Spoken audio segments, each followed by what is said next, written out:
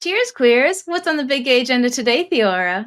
Today we're going to be continuing our scene-by-scene breakdown of Pluto the series, and today we'll be completing the second half of episode 8.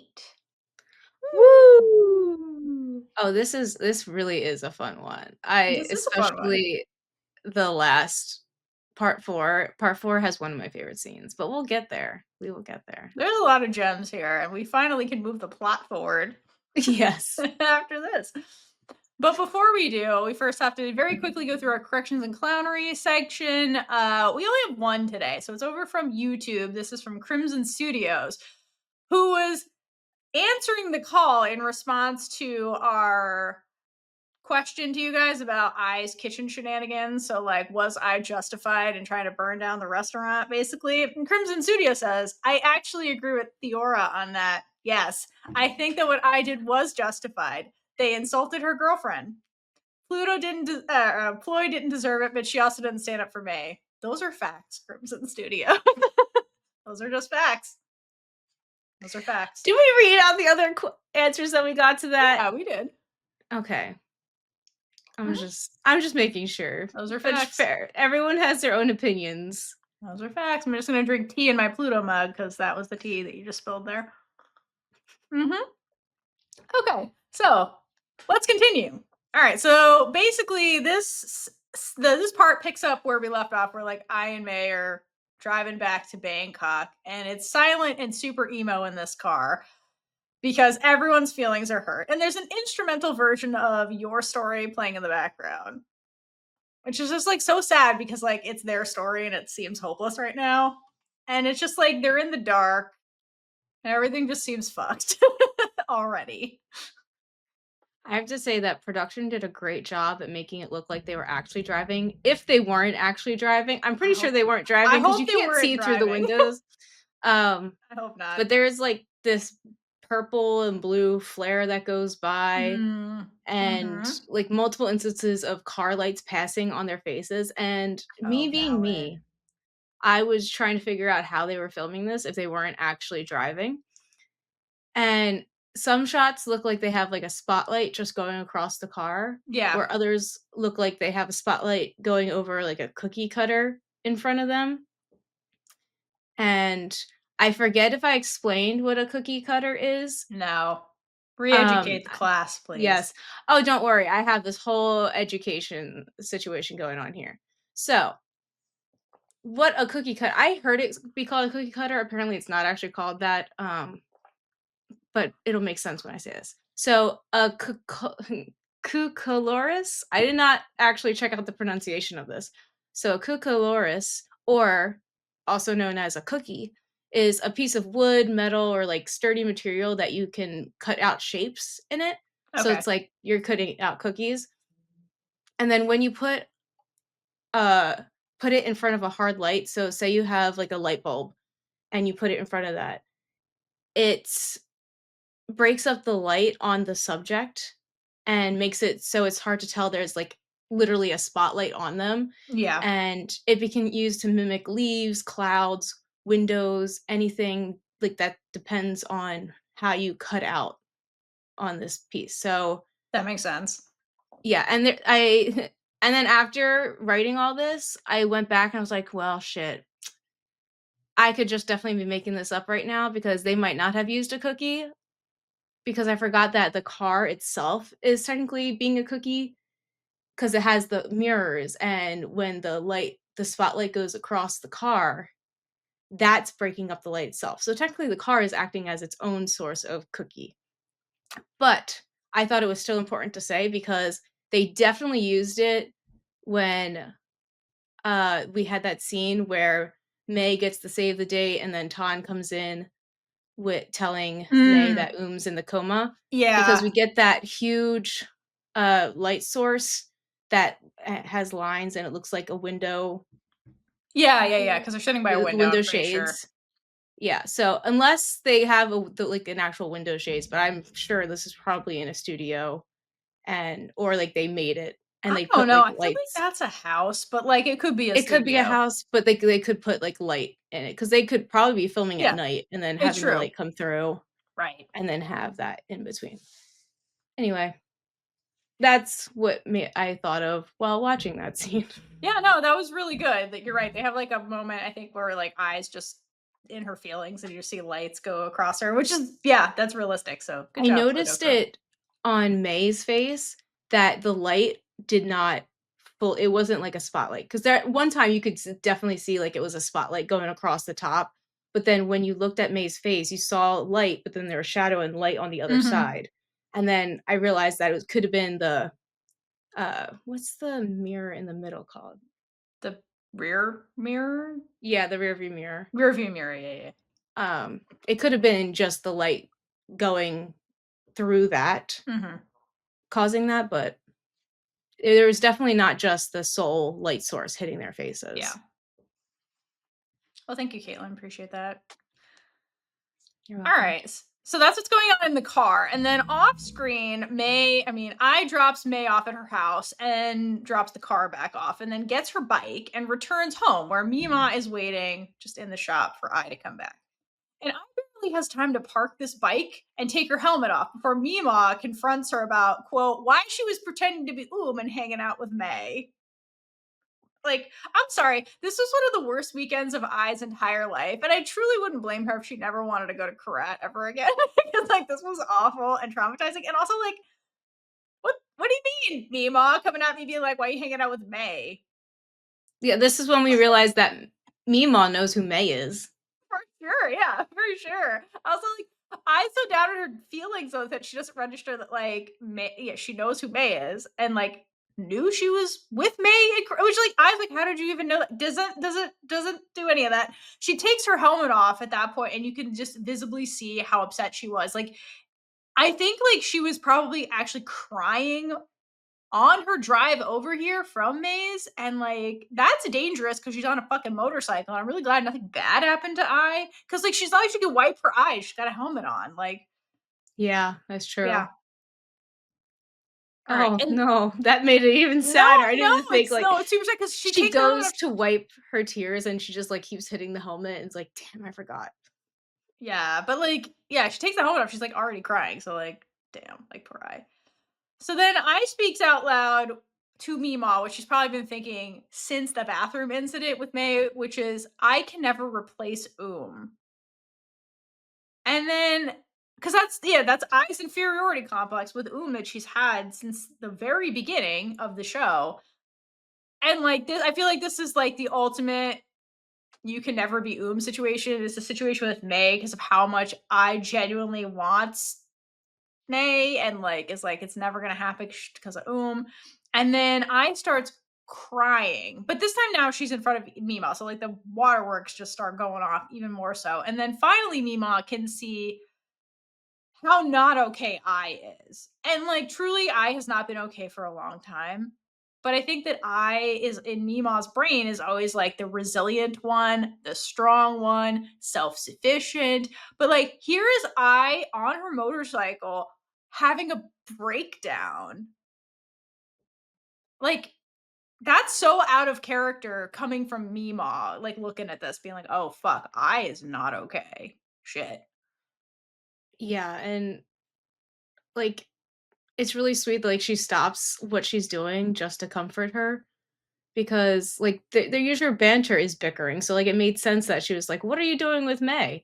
And, like, expecting her to be like, "Oh, Mima, don't worry about it," and stuff like that, but now I really is not okay, and Mima immediately goes into comforting mode because, like, she truly cares about both her granddaughters, like, we see that multiple times, like, throughout the Correct. entire series, especially when you get into what Mima's been doing behind the scenes, and, like, the way that she talks to I this whole time and, like, just shows that, like, she sees them as individuals. Yeah. I love that Mima, when she sees that I is breaking down, to your point, I like that she immediately moves into I's space and like grabs her arm. That's the first thing she does before she says anything. Because like that's important because I is the type of person that thrives off of physical affection. And I love that Mima gives her that. And like truly just going through this breakdown, like you could see that like I have actually been seeking physical affection from Meemaw.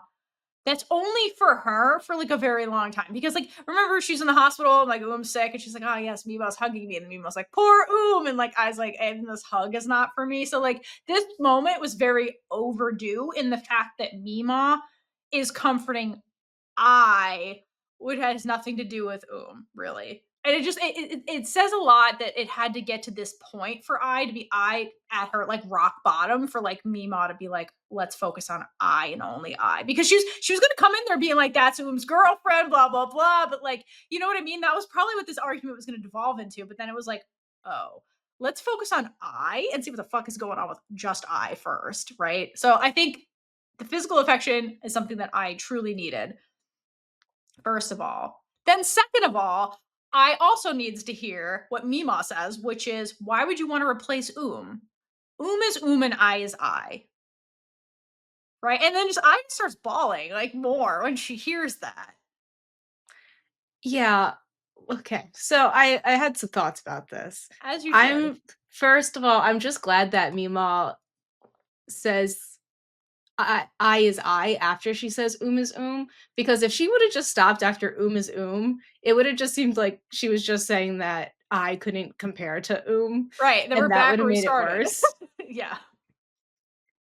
Um, but in this situation for this is also like Mima is saying she could never be which makes I start crying even more because it's like that I has to accept that she has no chance to live happily ever after with May because Right. she isn't Correct. But you do because you're the one that she wants. Ooh, ooh, Ooh, ooh. ooh, honey. Yeah, no, she don't want Oom. That's the whole thing. Much to Oom's dismay. But yeah. No, okay. But yeah, to your point, like clearly Mima meant this statement as reassurance that I is not replaceable in the same way that is not replaceable because they're different people and Mima loves them both. Right. But to your point, what I hears is May will never love you because she's in love with Like that's what I hears. And clearly, this is very hard for I because she's had moments with May where May is very clearly into, quote, this And that made I believe that her feelings for May were reciprocated in some way. She's like, she does love me on some level because this is a moment that's just between us. It has nothing to do with But then May, because we're being all cryptic and shit, basically tells I've been in love with this entire time because it was love at first sight. And I can't get past that because she genuinely loves May and also I loves her sister, So like this is like the worst possible position for I to be in. This is like the worst love triangle of all time. That could have been the title of the show. The worst love triangle of all time. Or at least lyrics to a song. Or yeah, or that could have been an OST. You know what? They all could have sang that because like Jan, Officer Hottie, like the worst triangles of all time. Like everybody could have sang that. That would be It's great. just the ensemble group song. It's everybody's song. Like all the women are singing this song. And Meemaw jumps in and you're like, wait, what's your story? And then just we never get it. It's just like this weird little thing that happens. Oh my That'd be wild. gosh. Then we'd have more fanfiction fodder. Who's ever mad about that? I'm not. Okay, but back to the scene. So basically, like, okay, so then again, I is in the worst love triangle of all times, right? Right. And then, but the one thing that I has been super consistent about the whole show is that she will, when presented with this horrible situation, she will sacrifice her own happiness for her loved ones to be happy instead, right? That is, I has never deviated from that.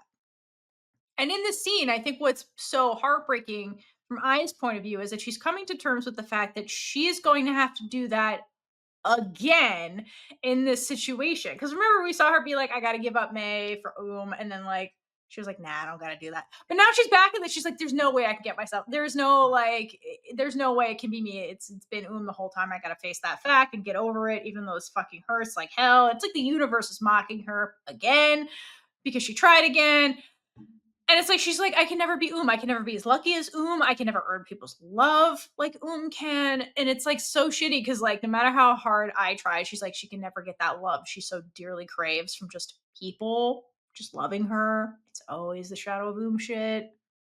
And just it's really shitty for I. It just really is to feel that, you know. Just poor Ai in I general. know. Oh my god. I know.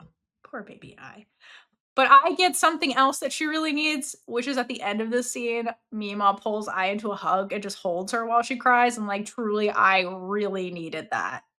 Probably more than anything in this scene, other than maybe, like, the truth. Other than the truth for May, she really needed a hug from Meemaw, I'm glad she gets it. It's true. She needs the truth from May even more, but, like, she really needed that She hug. really needed a fucking hug. I needs a hug. Like, 90% of the show is I needs a hug, right? Yeah, that was the hug that was needed when she was comforting Yeah, when she at was, the like, 8 years funeral. old. Yeah, Yeah. exactly. It's, like, 20 years late, but she still got her hug. Okay. And from this tender moment with Mima and I, we crossfade to May, who is at home, tenderly caressing her Pluto mug. And I get it, May, because I have one. So, Hope you enjoy your mug, Pooja. yeah, Pooja, is this Pooja's mug in the scene? We don't know. It could be. Who knows? So we'll find out later in the episode that this mug has sentimental value to May in connection with the first time she met Ai. That's why she has the mug and why she's mindlessly caressing it. But we'll get to that later. But we get a solid 10 minutes of product placement with her just holding the mug before we move on to the next scene because GMMTV thrives on product placement. Okay.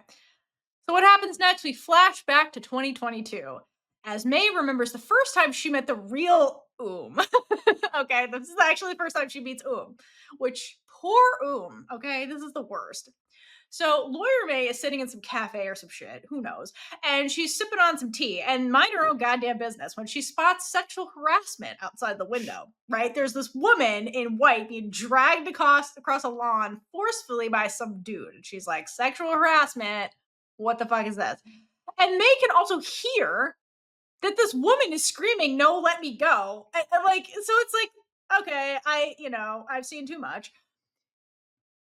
So Oom in her flight uniform is basically being manhandled by some dude who's dressed like a pilot, and like they go off screen, okay, right? And then we follow Oom and the gross dude, and Oom and this pilot guy are heading towards. He's driving her towards a car, okay, and they get into this argument, and it's really evident that Oom is like upset and scared in the scene, which is not a great tone to start this. And she's telling this man, "I came here with you to turn you down." Not to like go any, like not to spur your advances or egg you on or some shit. Okay. And I thought this line was interesting because I think what that implies is that this man has been sexually harassing her at work for a while. Okay. And that's how we get here. Where Uma's like, enough. I gotta like tell him no, like make it real clear. And then he's one of those men who's like, oh, that's a challenge, right? If you don't know doesn't mean no, right? That's what the scene is. So to me, that says a lot about that Oom was willing to put up with this, like the sexual harassment at work for a while, just so she can have the higher paying job to provide for Mima and I. Because think about it, at this stage, is like the financial breadwinner in the house. Okay. And later in the conversation, this bastard tries to use that against her. Be like, you're poor. I got money.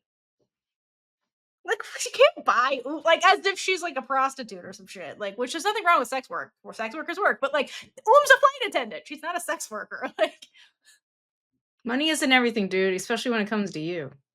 yeah. Well, I mean, it's like he's one of those guys who's just trying to like use all of his advantages just to get just to be like, I got her. That's it. Like he's trying to leverage all of his power. And like clearly there's a power imbalance between the two of them because he's a pilot and she's a flight attendant. So in the plane, he ranks above her. So there's that going on in her work as well, where she's like, I'm in the position. She's not in a position of power, like to tell him to stop potentially either, which maybe is why she did this not at work. So this must have been really shitty for anytime she had to be like the flight attendant on this guy's flights. You know what I mean? You're trapped in the plane with him. Like, where are you gonna go? Like, that's really fucking shitty for Oh, yeah.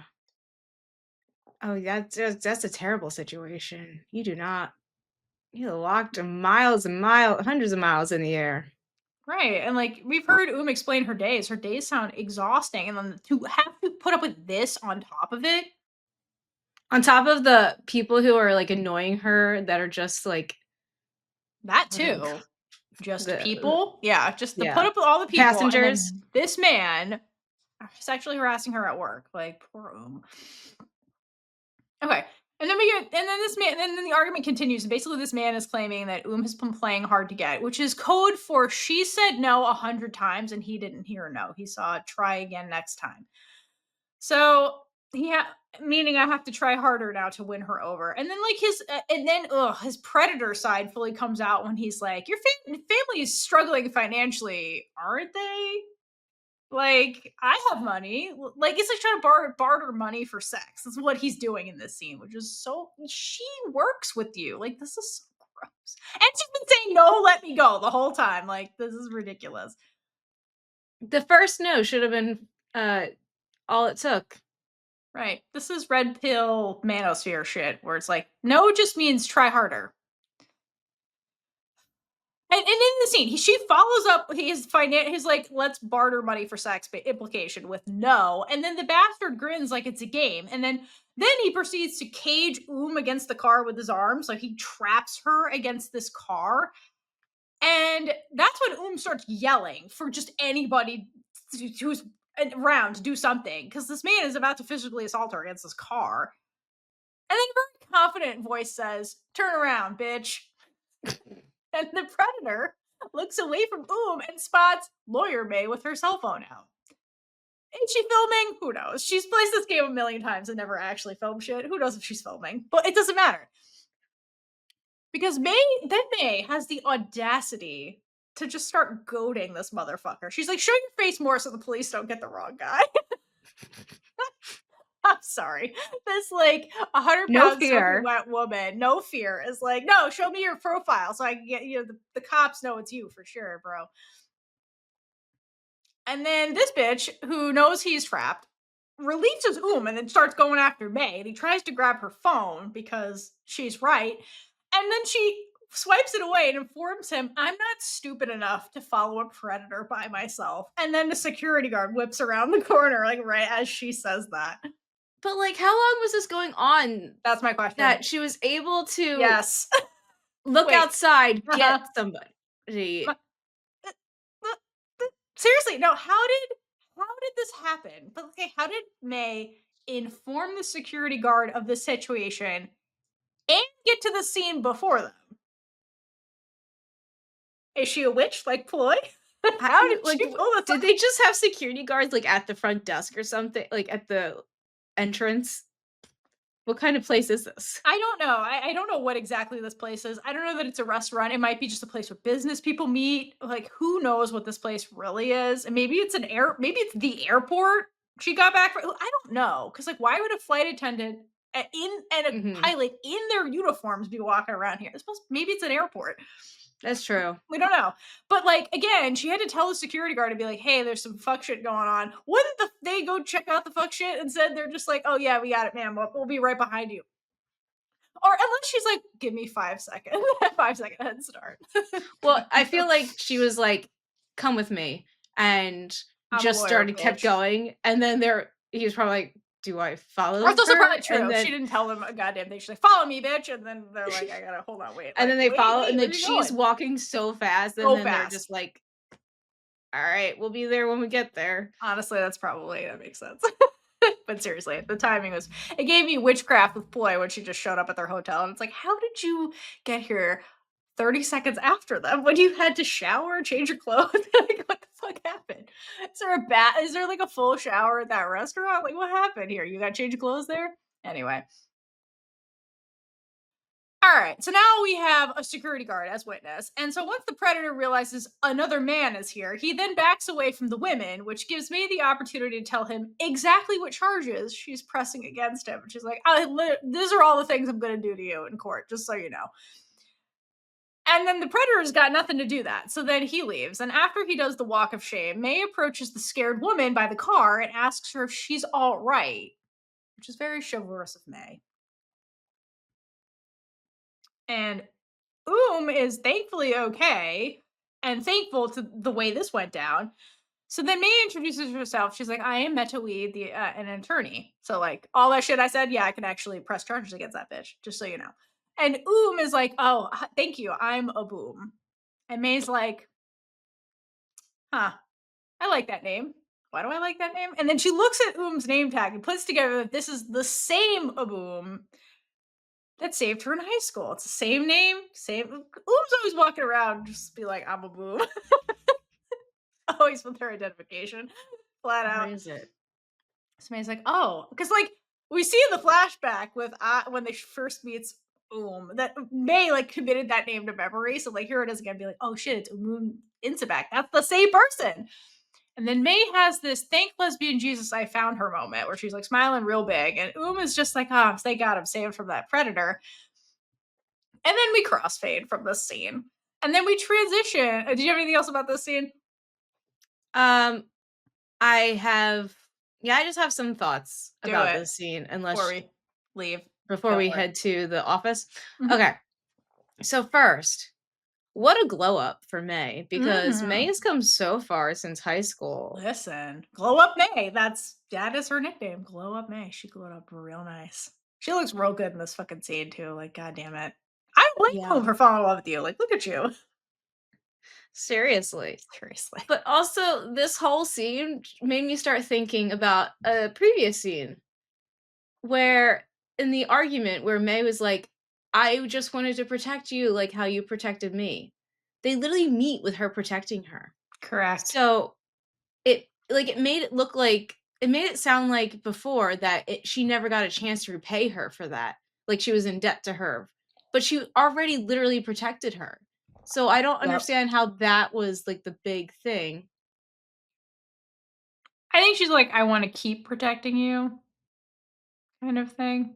It was just a very interesting choice of words. I'm Yeah, just no, you're saying. right though. Cause yeah, that's the thing. Like the first time May meets I saves her life, changes her life forever. And then the first time May meets May saves Oom's life and like changes. You're gonna see in the next couple scenes, May changes Oom's life forever. Mhm. But I also think that May should have had questions, like, since the beginning about who was, because this is definitely not the same person who saved her back Correct. in high school with one hand. Nope. Can you imagine Because if this was I? And well, I I would never would let have it get fought this back far. so much harder. I would have killed him on the plane. I would be like, whoops. I lit the I would plane have on start fire. by kicking him in the balls Yeah, and she would have then, kicked him like, in the balls. beating him down. I would definitely do that. A little arson. That's her thing. Like, somebody who's like that in high school doesn't just immediately become, like, I mean, it's meek. been how many years since high school? She's a professional working woman. Maybe. I Situations can just feel like change. she shoulda it's Listen, May, she shoulda had questions. I agree. I agree. All That's right. it. Next. All right. So then we Yep. transition from May's realization that this is the Oom I've been looking for, maybe, into a sequence of May and Oom's relationship journey. And I have to say, and then I have to add, while the beginning scene, an instrumental version of Somewhere Only We Know starts playing, which I thought at first was kind of fucked up because this is the song I sings to May in the restaurant, like the recreated restaurant. But I was like, that's fucked up. That's I's song to May. But it's kind of like, remember, that's the dream song. It's got the dream sequence into it. And so I think that's supposed to indicate in some level that like the start of May and Oom's relationship felt like a dream come true for both of them in some way. And you're going to kind of see that, especially in this scene. Okay, so when this scene picks up, it's May and Oom are in May's home office and May sitting at the desk. Oom's hanging over her shoulder, and Oom is really happy because she's like, "Oh my god, May, I got accepted to a different airline." So that's May's impact. May helped Oom get out of the shitty situation into a better situation, and the airline is Paul's airline that she gets, and then that ends up sending Oom down a different trajectory. And she's real excited. She's not going to get sexually harassed anymore because, quote, her new boss is so much nicer, and the new boss is Paul, as we know. I find it very ironic that she's celebrating a new boss that's a lot nicer when that's the person she ends up marrying, and she's celebrating that with May right now. Yeah, no, again, it's that concept of people orbiting each other and how, like, you miss the person you're supposed to be with because they're in each other's orbit now, Oom and Paul. But like the May situation is pulling Oom closer to him. Yeah, one of those things. It's very fun. The relationship dynamics in the show are really fun. The way you see people like swinging into each other's lives, but it doesn't like click yet. But that's real life. Sometimes you don't always. It's not always love at first sight. Like, does that even really exist? Like, you know. So anyway, all right, so then Oom hugs May from behind 'cause she's super, and everybody seems happy. It's like a dream. Everyone's happy in this scene. And after the hug, May ups the charm by asking Oom to quote help her with the case that May is filing against the pilot that sexually harassed Oom. So not only did May save Oom from this abuser, May also helped Oom get out of the airline into a new one that treats her better. And May followed through with representing Oom in court against the charges she was listing in the prior scene. And I wonder what kind of compensation Oom won from the case, because let's be real, May won the case, right? So Yeah. she had to have That won something from this. that's a good question. Yeah, I don't know. It never comes up. I'm just wondering. I think Oom's got some savings now because of the shit. Enough A to couple help her million. through a coma. Yeah, enough to pay her hospital bills, I hope. That's real shitty, but yeah, probably, to be honest. Okay, so May's like, help me read through this case file, Oom, and Oom very sweetly agrees, and she's flipping through the docket, and it's like all official and shit. So she gets to one handwritten page that reads, "Oom, will you be my girlfriend?" And I'm saying, calling it right now, and giving the Big Gay Energy Award to May because this was clever, sneaky, and a very nerdy way to ask out Oom. That's fair. Mine will come later, but that is I love it. What I can fucking see Big Gay how Energy? yeah, that is She's big like, energy. help me with this. Why don't you go? And then no, she keeps going. And then Oom reads it. And then Oom looks stunned. Like she really, truly wasn't expecting this. Like, whoa, this kind of came out of nowhere, perhaps. And or I never thought she'd actually ask me out. And then but Oom starts smiling because like clearly she's like into it. But it's really cute. Oom's so cute in the scene. And the thing is, like, we really don't know what Oom's romantic history was before she met May. And I kind of wonder if she even had one at all. Because if you think about what we know about Oom, is that Oom was the golden child for the whole family. Okay. And the whole family is like, we gotta no, without telling Oom, was like, we gotta sacrifice for Oom so that Oom can succeed. Right. And Oom's not dumb. So I wonder if she felt like pressure from that to be her best. And so she was like hyper focused on succeeding, like academically, and then at the airline, despite the sexual harassment. And I wonder if she, like, never had time for a relationship and or was, like, so focused she never thought about it. You know what I mean? Until, like, May does this. You know what I mean? Like, Uma was Yeah. never thinking about it, and then it happens, and she's like, "Oh, yeah, I guess this is something I want." You know what I mean? Yeah, that's fair. Yeah, I think that would track. Yeah, because we really don't know. We know Paul happens, but we don't know anything else about to be honest. We know I's romantic past, but we don't know Oom's. We don't Okay. know enough about him in We don't know. general. That's a crime. So naturally, doesn't say anything while she processes this. So May takes it upon herself to just like start nagging her. And she's basically like, she moves around the desk and she's like, there's something wrong with the case. Why are you so quiet? And like, okay, now, normally when I or become real quiet out of nowhere, like May lets it happen, right? That happens so many times throughout the show. May's just like, I gotta wait this out, I guess. But this time she doesn't. When gets quiet, May's like, I gotta investigate immediately. And I think that's supposed to indicate that May's nervous in the scene, like when she's Yeah, doing this, or she's just real impatient. I was like, I want the answer.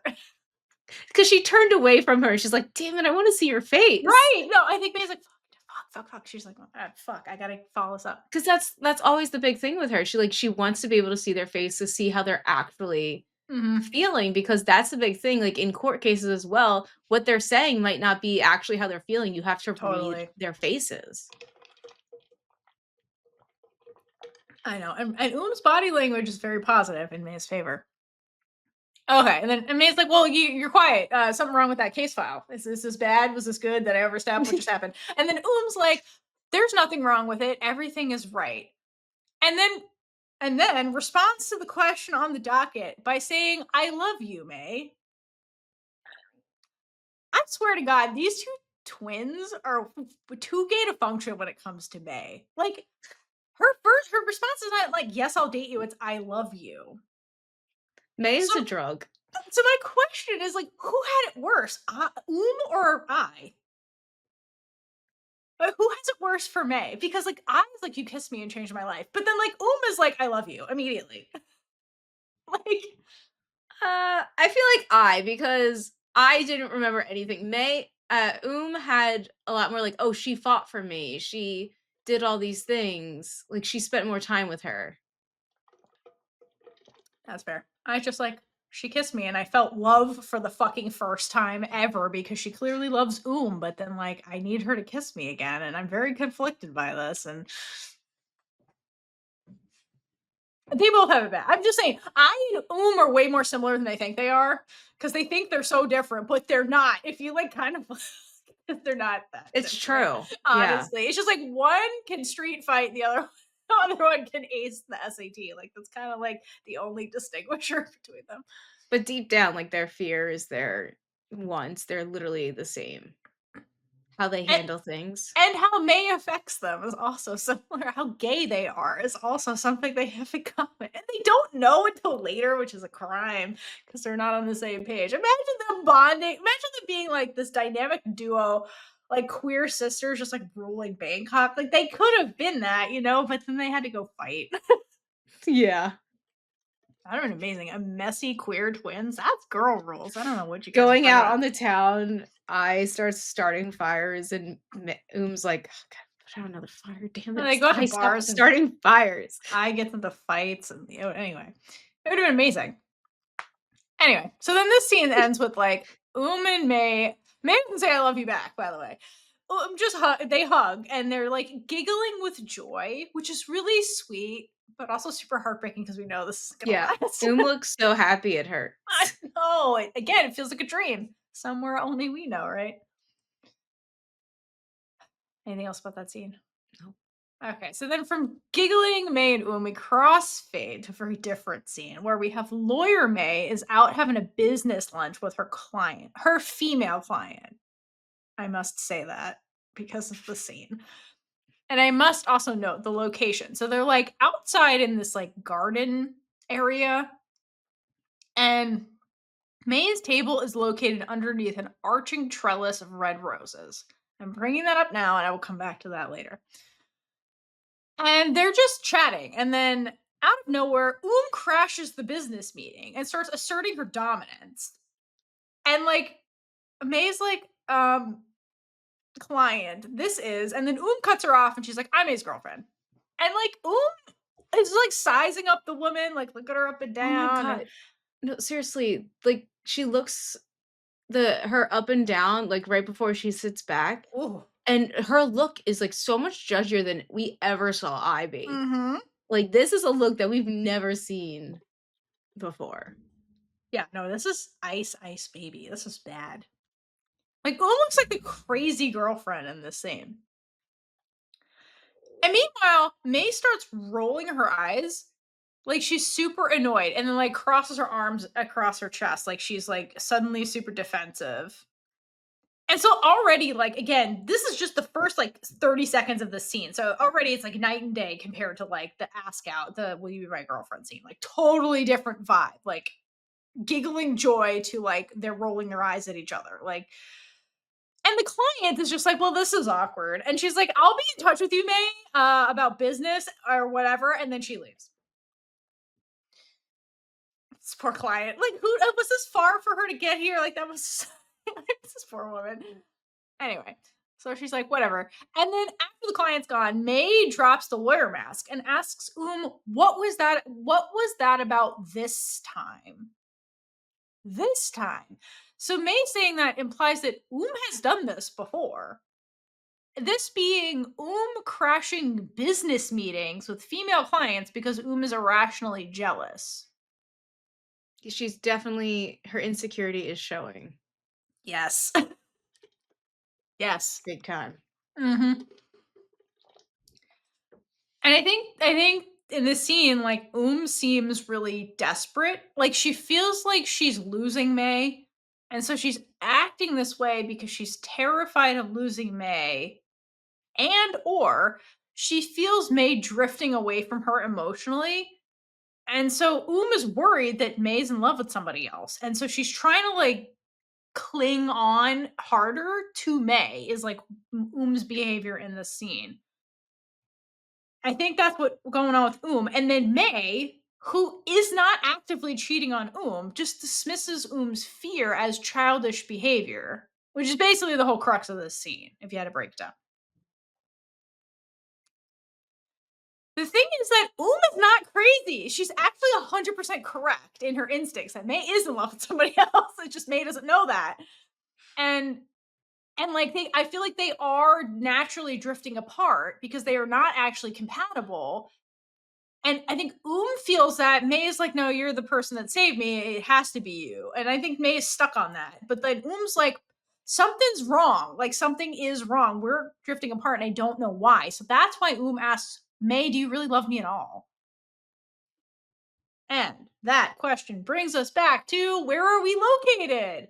So remember, they're sitting at a table underneath an arch of red roses.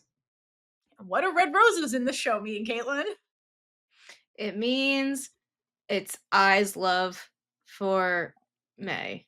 Mm-hmm. Well, their relationship. Yeah, May and I's love, exactly. So the issue between May and Oom is May's love for I, which is the thing that's surrounding them, right? Like physically with the roses. Like they're literally surrounded by it and cannot escape it. And so the tragedy is that like Damn. no one sees the issue in this scene, which is I May's in love with I, but we, the audience, can see that. Like, that is the issue. So here are the fucking roses. And the only reason I caught this is because when I was making my edit, I used this scene and I was like, oh, fuck, there's roses in this scene too. And that's when I started noticing all the roses. Because when you do edits, you have to stare at it for a while. And I was like, oh, shit. Yeah, yeah, yeah. That's fucked up when you think about it.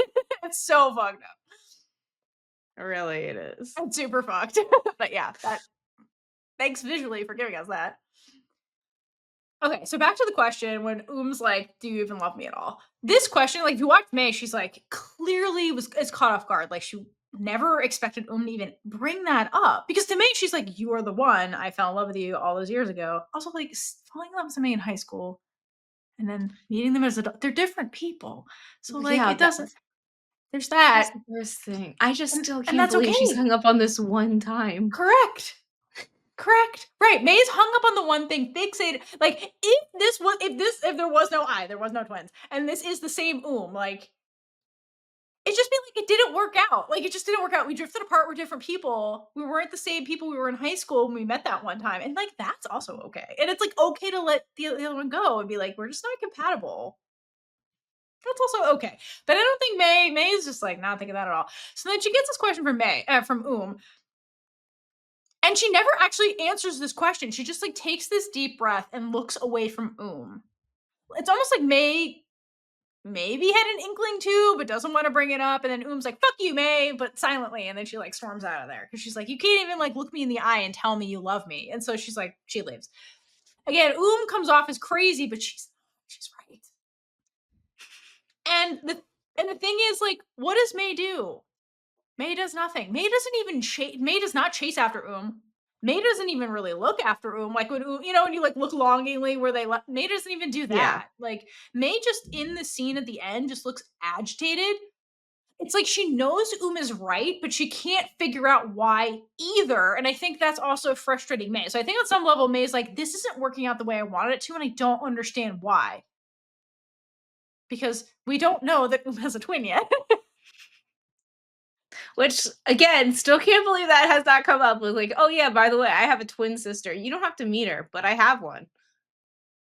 Again, what actually was their relationship? I really don't think it was a real in-depth relationship because there's so many things they never talk like clearly they didn't talk about, like over the years they were together. Like what the hell were they actually talking about? I feel like maybe Oom's insecurity was just like immediate and it was just like always in the way. Possibly. And like she didn't share enough because like, oh, I don't want her to know the real me because maybe she won't like the real me.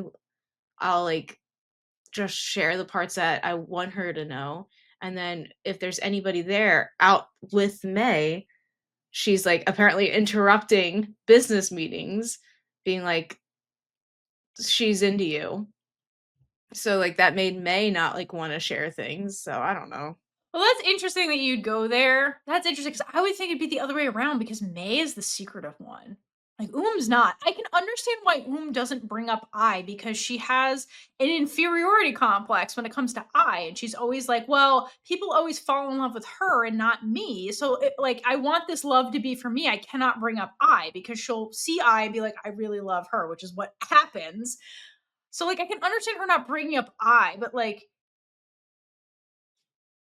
I don't know what the hell their relationship was, and I'll never know. It's just like it doesn't seem like it was one where they really shared a lot, and perhaps they were both secretive with each other. Which we come to see with May, like with the whole dad thing, she did hold back information from Oom. Like we saw her do that on screen. That is canon. So anyway, who knows? Maybe it became apparent they weren't compatible early on. I mean, I was like, I don't know, and then she became more secretive. And that's why because Oom is the one who's seemingly irrationally out here being like, "What's going on, May? Something's going on." Because I think it was coming from May, not Oom, is the thing. Yeah. I think Oom's the open book until she finds out about I. Then that's when Oom switches and becomes secretive. Okay, and then one more thing I have to point out in the scene.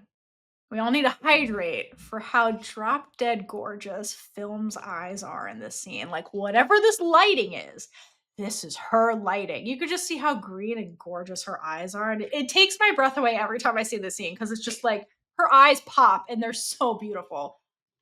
I don't know what they did, but yeah, they really do. It's so beautiful. I just love watching the scene because her eyes are so It's like, "Look at me some more."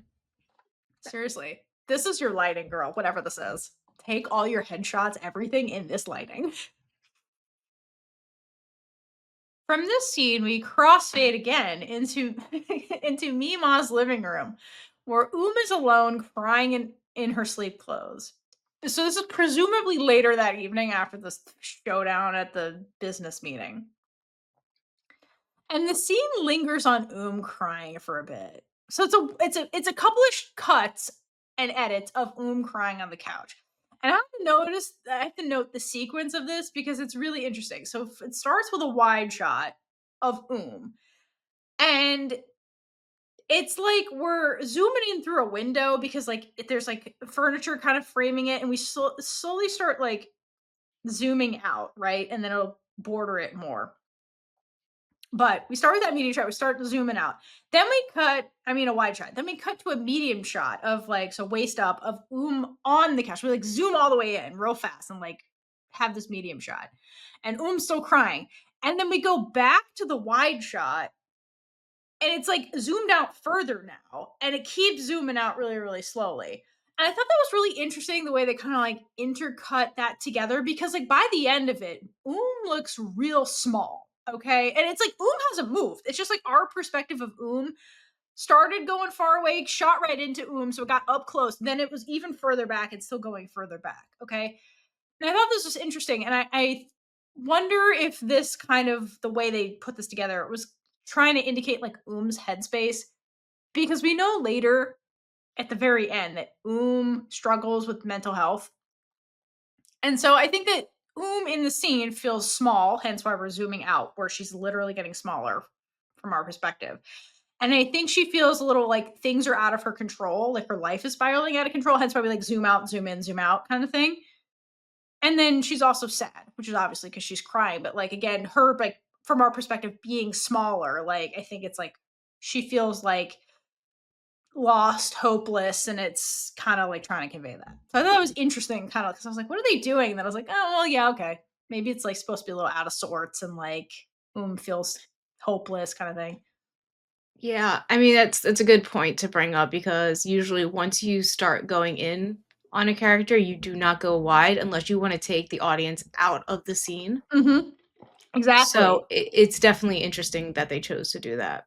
Yeah. So I think like when they shot it, it was one entire scene of just like zooming, zooming, zooming out from Oom. And then but then when they edited it, they put the medium shot in between that. Mhm. And I thought that was a weird choice. So I think maybe it's supposed to, it does take you out and kind of thing is interesting. All right, so while we're zooming out finally about Oom, then Meemaw enters the scene and she wraps Oom in a hug as she asks what's wrong.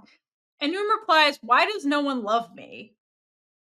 And like, okay, the first time I watched this scene, I was so confused. I'm like, what is Oom saying? Because from what we've seen so far, Oom has so much love from everybody, especially Meemaw and also I, right? That's the crux of Ai's inferiority complex. She's like, Meemaw loves you the most. Like, everybody loves Oom. But Oom is admitting she doesn't feel any of that love. So I think it's so sad that that's how Oom actually feels when, like, in fact, she has a lot of love in her life, you know? She does. I There's a know. lot of people who love her. I know. And like that's what we've been shown in the series. So like to get to this scene for the first time, it was really jarring to be like, Oom doesn't think anybody loves her. Meanwhile, Meemaw's hugging her. And it's also sad that again, this is a mentality that like she shares with I. Like I also like literally I feels the exact same way.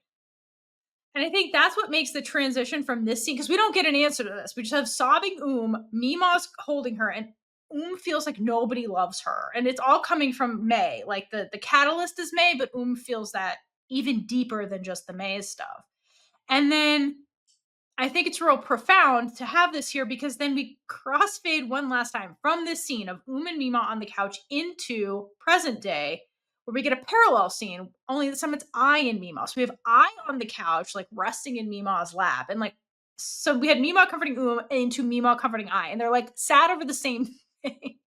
That's the one I wanted to bring up. Like, is Meemaw like this bitch makes both of my granddaughters upset? Right. Does Meemaw want to slap May? That's my question. I feel like yes. I feel like stop making my granddaughters cry. I I will comfort them to the end of the earth, but like, why does it always have to keep being you?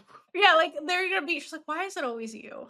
It's like Harry Potter, like, "Why is it always you three?" But yeah, it's like, "Why is it always you three?" It's I, Oom, and May from Meemaw. Meemaw is Professor McGonagall. Is it always you three? And it's true. It's true. Like seriously, May. I mean, if Meemaw wants to slap May, I understand. I do. I love May, but I get it from Meemaw's point of view. She's like, "You little homewrecker." Like, Stop making both my grandkids fall in love with you. seriously, and then break their hearts, and then anyway. All right, back to the present. So basically, we went. So I was bawling her eyes out on the motorbike the last time we saw her. So somehow Meemaw got I into the house and then onto the same couch where she was consoling Oom. This is the couch of sadness. Whenever the twins are sad, you bring them to this couch and they cry. And in this scene, Meemaw and I both come clean about what they know about Oom's relationship with May and the fact that I recently has been cosplaying Oom to date May, basically. So they did that off screen, and then we're back here with I being less sad, but still sad, like laying in Meemaw's lap. So, and again, I think this is really supposed to show that like the having those two back to back scenes that like Meemaw loves the twins both because she was doing the same thing for both of them. Okay, when they were both sad independently of each other. So like I think visually we're supposed to get that because that's been a conflicting thing from I's point of view, which is the point of view we've been in most of the show. And like here's another instance of like Meemaw loves them both. And in this scene, we find out Meemaw knew how much loved May, and she was shocked that agreed to marry Paul. Which, yeah, why the fuck did agree to marry Paul? I'm also confused at this point in the story of why did do that? Mimi, you should have pushed her more on that so you had an answer for us. Correct. We never get that answer. And oh wait, she does tell her. I think Meemaw did ask because in this conversation there's more dialogue. I think Meemaw did ask about this, and because she says she's like, I still don't know why did this because all she would tell me was May doesn't love me. That was the reason she married Paul. She's like, my first choice said no, so here's the back. That's basically what was Poor saying. Paul. And Meemaw, Poor Paul. poor Paul. Paul got He Pluto really the did hardest. try. He got Pluto the hardest in this show. It's like if you had to rank who got Pluto the hardest, it's Paul, then Officer Hottie. Yeah. Officer Hottie was production's fault. Officer Hottie fell off everybody's radar. So, I don't know. Maybe it is Officer Hottie because like everybody forgot about her. Anyway, that's why I put those two together. Just saying. All right. So then I was processing what Meemaw is saying, and like truly the math is not mathing because she's like, listen, the first time I went to cosplay Oom and I went to May's house and May kissed me, it was like I felt all that love. I felt how much she loves Oom. So I don't think that's true, Meemaw. And like again, that's a thing that I has been hung up on this whole time. She had this whole conversation with Peng where she's like, no, Peng, I feel that love. There's a lot of love for Oom coming from May because I'm Oom right now, right? That's the only way this math equation makes sense. But then Mima busts out some wisdom and reminds I what we've been saying the whole fucking podcast is that I, Oom, asked you to break up with May. That was why you were there. So she's like, everything's up to you now, girl, because like you were supposed to break up with her to begin with. So thank you, Mima. Thank you. I keep Bring forgetting us that. back around to the actual task at hand. Like, even if you did all this shit and you're like, here you go, Oom's like, I asked you to break up with her, not make her fall in love with me more. Now I gotta break. Like, okay, so like, if Oom was like, yeah, I'm over this shit, break up with her, and then I did all these shenanigans, and then Oom gets out of the coma, and then May thinks she's still dating Oom, wouldn't the real Oom be like, now I gotta break up with her myself? Like, either way, she was gonna break up with her. It's like, really, you're hurting May the worst. Right? Gonna make this worse. Exactly, because like when they first started, she started dating May or whatever as Oom. She was like, "Oh, we were fighting and all that." Like, it would have been easier to break up with her then than now. Now it's just harder to Seriously. do. What you could have done was like, all right, I need to break up with you. And be like, but we can stay friends. And then Right. slowly, Also, by the way, really, no, you should I have have a just, sister, yeah, just be like, oh, yeah, I have a twin sister. I identical want you to meet twin. her tomorrow. You show up as you. And then this whole thing If I wouldn't was have a better happened. spy, that would have happened, but it doesn't.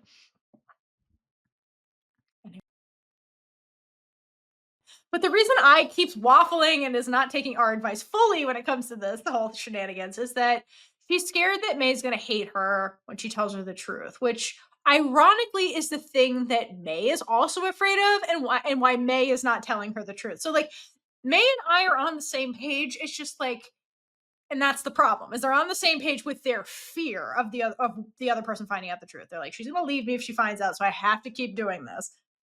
So they're both stuck in that place, which is crazy, but I get it. It's emotions are not rational, right? So then Meemaw comes in with some reality, and she's like, "Listen, you cannot cosplay Oom forever. Like you can't. I know you look like her, but you can't. When Oom wakes up, she's gonna break up with May." And then she's like, May's gonna be heartbroken no matter what. If you tell her you're not Oom, she might be heartbroken for that. When Oom wakes up, Oom's gonna break up with her, and then either way, May loses. So like, you know, when life hands you lemons, you might as well make lemonade out of this. Oh, gosh. This whole situation, man. Right. But like again, I feel like that does not comfort I. She's like, oh, May's gonna be sad no matter what, which doesn't comfort I because like witnessing people she loves suffer is her kryptonite, like as the thing she cannot deal with. Like I would rather suffer herself than have other people suffer, which is why we're all trapped in this fucking cycle, right? Which is And like like, not she's a bad basically thing that I does that. It's just like it's to her detriment in this series. she's also just letting herself be selfish right now. So now she's like, well, my selfishness is gonna make her even sadder. Yes, because I can't stay away from her. Okay, and then so like we're in this real serious moment, and then leave it to me, Ma, to break up the scene with some sass. And then she's like, "When did my granddaughter become such a good person?" But like, I love that she does this because it Me too. gets I to be out of her feelings for a Yes, second. yes, And agreed. she needs that because she allowed her to wallow for a while. She's like, all right, Mhm. but let's remind you of who you are. And like, our relationship is bickering. So like, let's get back Yes, into that let's get back banter to that. to get her back to normalcy as well. Yeah, and it worked because like I is like Axel annoyed, just like, "Oh, Mima," like so, which is a good thing. Appreciate that. Yeah. We'll be back to discuss part 3 after these brief shout outs for our chaos crew over on Patreon. Woo! Woo! Our Chaos Crew members on the Big Gay Rider Night tier are Amix Monzone _ Multi, Ariel W, Danny, Dixie, Erica LC, Here For It, Jasmine O, Jill L, Cassie M, Leona, Michelle G, Monet F, Moving Forward Leading, Nancy D, Natalia, Pooja S, Regina B, and Worshipachin. Woo! And Woo! our featured Big A supporters for this episode are Katie, C_C, and Isabel45. Yay! Thank Thank you so much you. for all of your support to everyone on Patreon, to everyone watching or listening to this. We really do appreciate each and every one of you. We We do. especially love it when you comment and leave a review so we can really see you and just find out what you're enjoying about the podcast, what you're not enjoying. People definitely do comment They and sure do. review what they don't like, and that's fine. We just want to hear from you and get feedback because that helps us grow and give you the content that you want and also create a community. And speaking of community, make sure you come join our Discord where you can talk to us and a bunch of other queer media lovers about Pluto the series, all the Thai girl love shows, All of any them. queer media in general. There's somebody over there who is ready to have a conversation with you about it. So Absolutely. don't feel like you have to consume this media alone. There is somebody who wants to watch and discuss with you. That is Yes. what our community is for. And the link is in the description, so you can click on it and go right to the Discord. Yeah. Easy like that. Easy peasy. All right. So back to Pluto. Part 3 of episode 8. We open on like a very pretty light outside May's house. And like it's pretty, but I still feel like it establishes nothing. But like I guess it did get its job done because I can only assume it's May's house, so This is always, well, not always, this is one of the common exterior shots that's supposed to indicate we're at Maze. They do it multiple times with this one light. You've pointed it out before. This light means yes. we're at Maze. I mean, it's very fancy, and like May's the fanciest person that we have. I mean, I don't know, it could be Ploy's house It's always this randomly. light, though. It's Yeah. this light or rack focus candles. It means we're at Maze. Yes. Mhm. The rack focus candles, those damn things. Anyway. So we then head to May's room where she is having a bad dream. And it brings us into a flashback where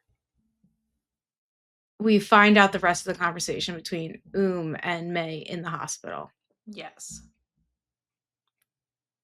So May is just like very confused because she's like, "What do you mean twin sister?" And she's like, this you're just telling me this because you don't want to be with me. So No, it's not just you don't want to be with me. She says, if you don't want to be with me because I'm blind. That's what May says. yes. And like, Yes. I'm sorry, May and I share a brain cell because both of them independently first thought was, oh, Oom left her because she's blind. I love that they both thought that first. Because the first time Maze with like as adults, I was like, God damn it, Oom, you left her because she's blind, didn't you? Like, both think that about Oom. Yeah. It's just so Okay, awesome. so yes. It's So so that's the fun. whole thing. Like there because she's never heard about this twin before now. Like it could only be because she's blind and Oom's just trying to get out of it. Which is a valid I feel like it's a valid place for her to go. It is because, like, if you think about it, like May before this, when we flash back into the scene with May and Oom in the hospital, it's after Oom told her, like, "You're not in love with me, you're in love with Ai Oom, my twin." And then May's like, "That's crazy. What the fuck, Oom?" Because like before Oom enters that room, like the full sequence of events, like May was by herself in the bed, bawling her eyes out because she's sad that she's blind, which is totally understandable because like this new thing just happened to her after getting assaulted. And so like I think that that's in her brain and she's like really clearly down on herself because of that. And so I think that May's thought process is is making an excuse out of pity to dump me. This is basically like being like, it's not you, May, it's me and my twin, which like sounds made up to May, who knew nothing about this twin. You know what I mean? She's like, this sounds made up, And then she's like, just say Yeah. you're dumping me because I'm blind. Just be be an adult, say that. I mean, again, because how does having a twin never come up? Like, if this would she would have known about this damn twin before, this would have made more sense. Well, this would have been less weird. I don't think this would have made more sense. I think she would have been like, okay, you do have a twin sister. I like, but her being like, I have a twin out of nowhere.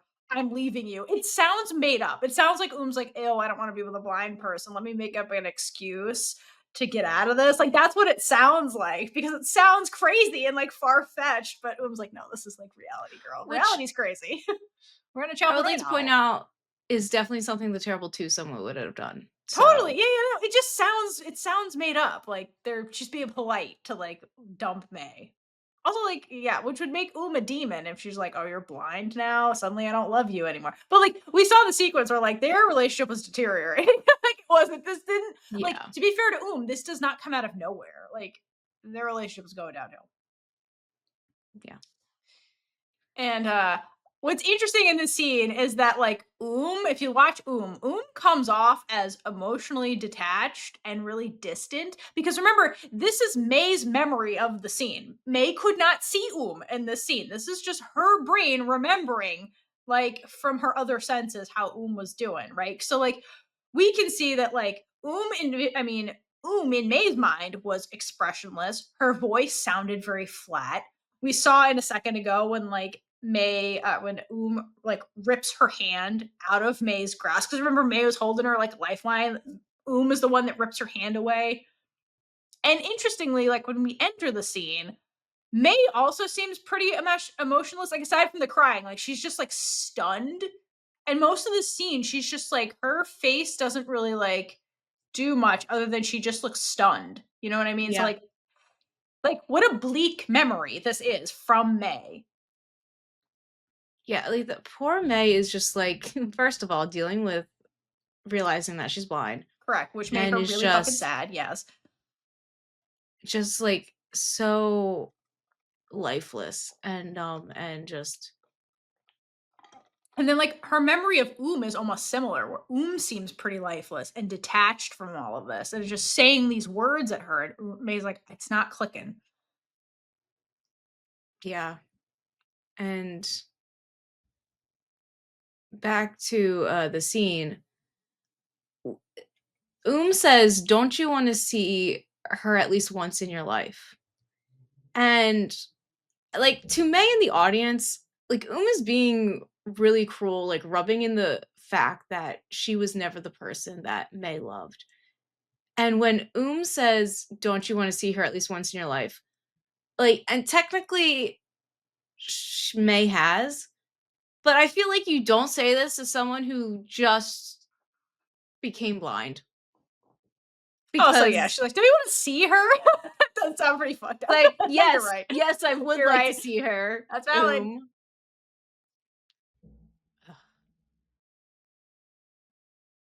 Okay, and then and when May counters, she says, "What do you want, And like, wants to be loved for real.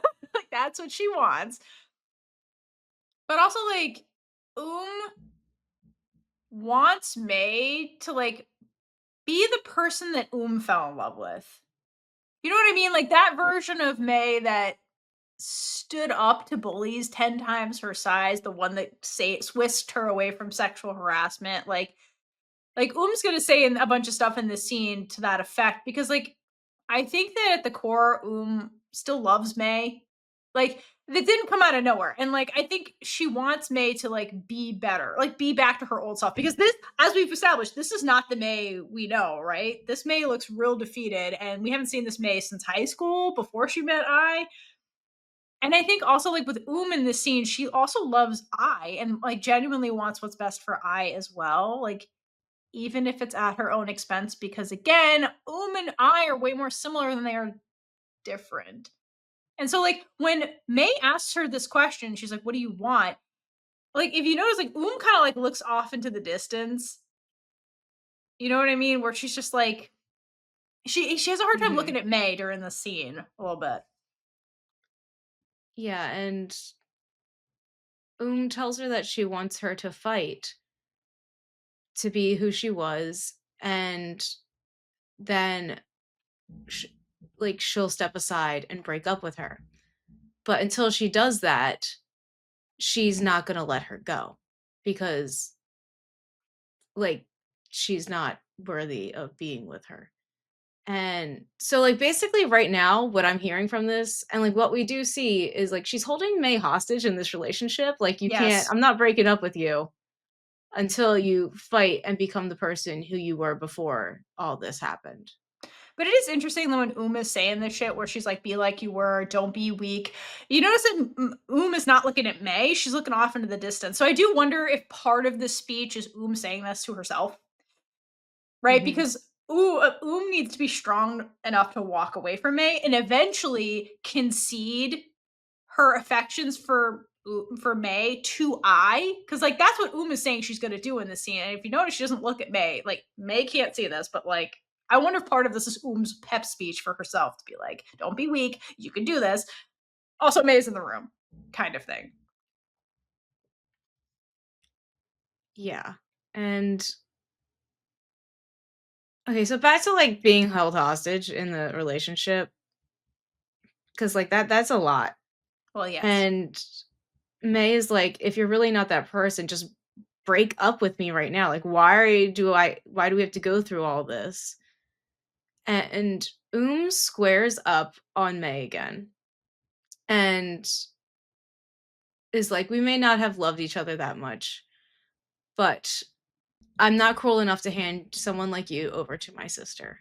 Like she doesn't want oof, to have to like this is not the person who that she fell in love with who she would feel comfortable giving to her sister because it was just calls eye pain. And so like right now is protecting her sister, but at the same time being very cruel to May in yeah. return. May remembers this as being really cruel. Yes. And May is like still having trouble processing all of this because again, this is a lot that's coming at her all at once. And she's still just trying to figure out how to like deal with this information that's coming from That's really random. Okay. Cause like for her, this is out of nowhere.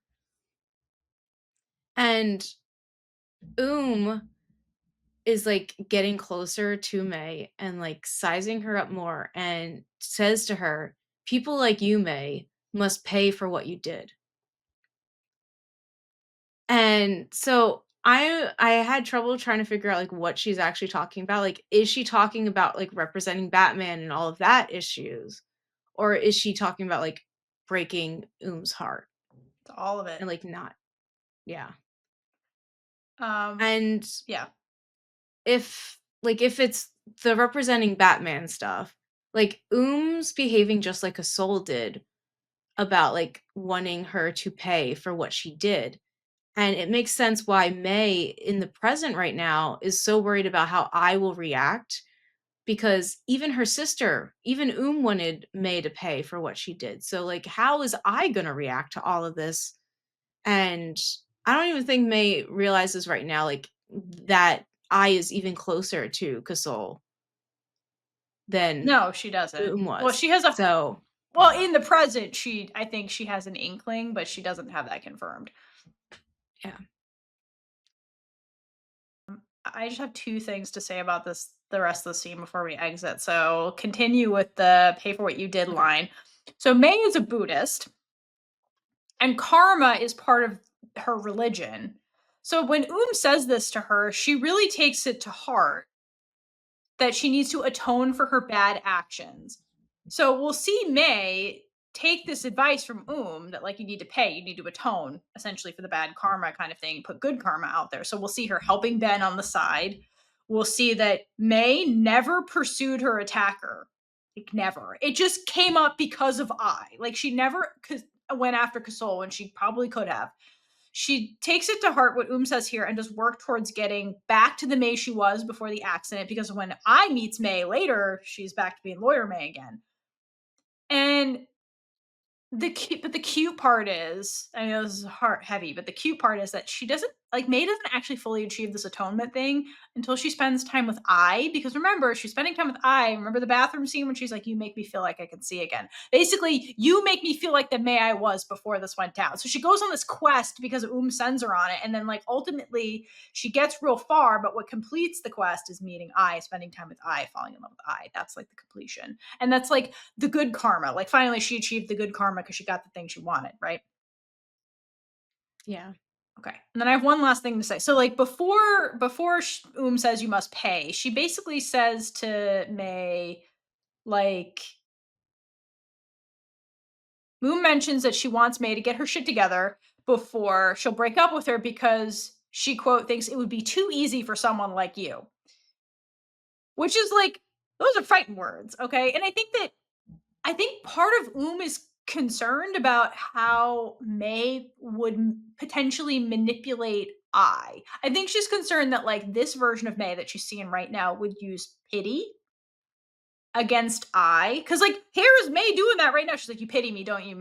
Don't you, like, that's why you're saying all this shit. Like, this is a different May than the May that she met, right? And I is a soft-hearted person, and as we see that, like, if I cares about you and you look pitiful, I will do everything she can to make you feel better, right? Even if it's at her own detriment. And, like, I don't know, like, maybe does know that about I'm not entirely sure.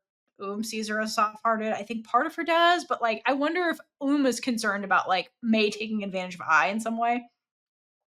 Like, possibly, which is why she says someone like you be too easy for you to get basically. Or this could just be Oom's hurt feelings bubbling to the surface, because May broke her heart in so many ways, and Oom is understandably heartbroken and upset in this scene. Right? So she could just be like, you would take advantage of her the way you took advantage of me, and, like, break her heart the way you broke mine. Like, I don't want Ai to, like, end up like me, kind of thing. So, like, she's trying to be the protective sister here, I think, for Ai. But Yeah. also, this line in conjunction with the next line where you got to pay for what you did, her being like, it's too easy for someone like you, could also be in reference to May's involvement with hurting Ben and his family. Because, like, has been, like, thinking she's cold-blooded for a while, right? And knows how actually close Ai is with Ben's family, Kasol, all those people. And I'm kind of, like, leaning towards this one might be, like, why says this. I think it could be a number of things, but, like, because she follows it up with, you need to pay for what you did, I think it's more so like, I've seen how horrible you are and how you can actually treat people. You're not fucking doing this to my sister, so you got to get your shit together before I will let you meet her, kind of thing. Yeah, because that was a big thing, and that's something that would hurt I as And, like, well. Loves I. Like, genuinely loves I the way I genuinely loves So she doesn't want I getting in with I to end up in this mess. Like, she's like, get your shit together. Be the person I fell in love with at the beginning. Like, don't be this shady ass fucking lawyer. Be a better person. Then you can have my sister, who thinks the world of. Like, still thinks I is, like, her hero. You know? Mhm. Oh, man, that really hurts. Yeah, because she wasn't this person back then. She was just No. someone who could defend her and knew her power, and now she's, like, not wielding that power for good, even though, like, she had good intentions, but Right. really, it made such a big mess out of everything and Correct. was, like, going against, like, she was trying to protect but now she has her father hanging over her because, like, she made that decision because of him.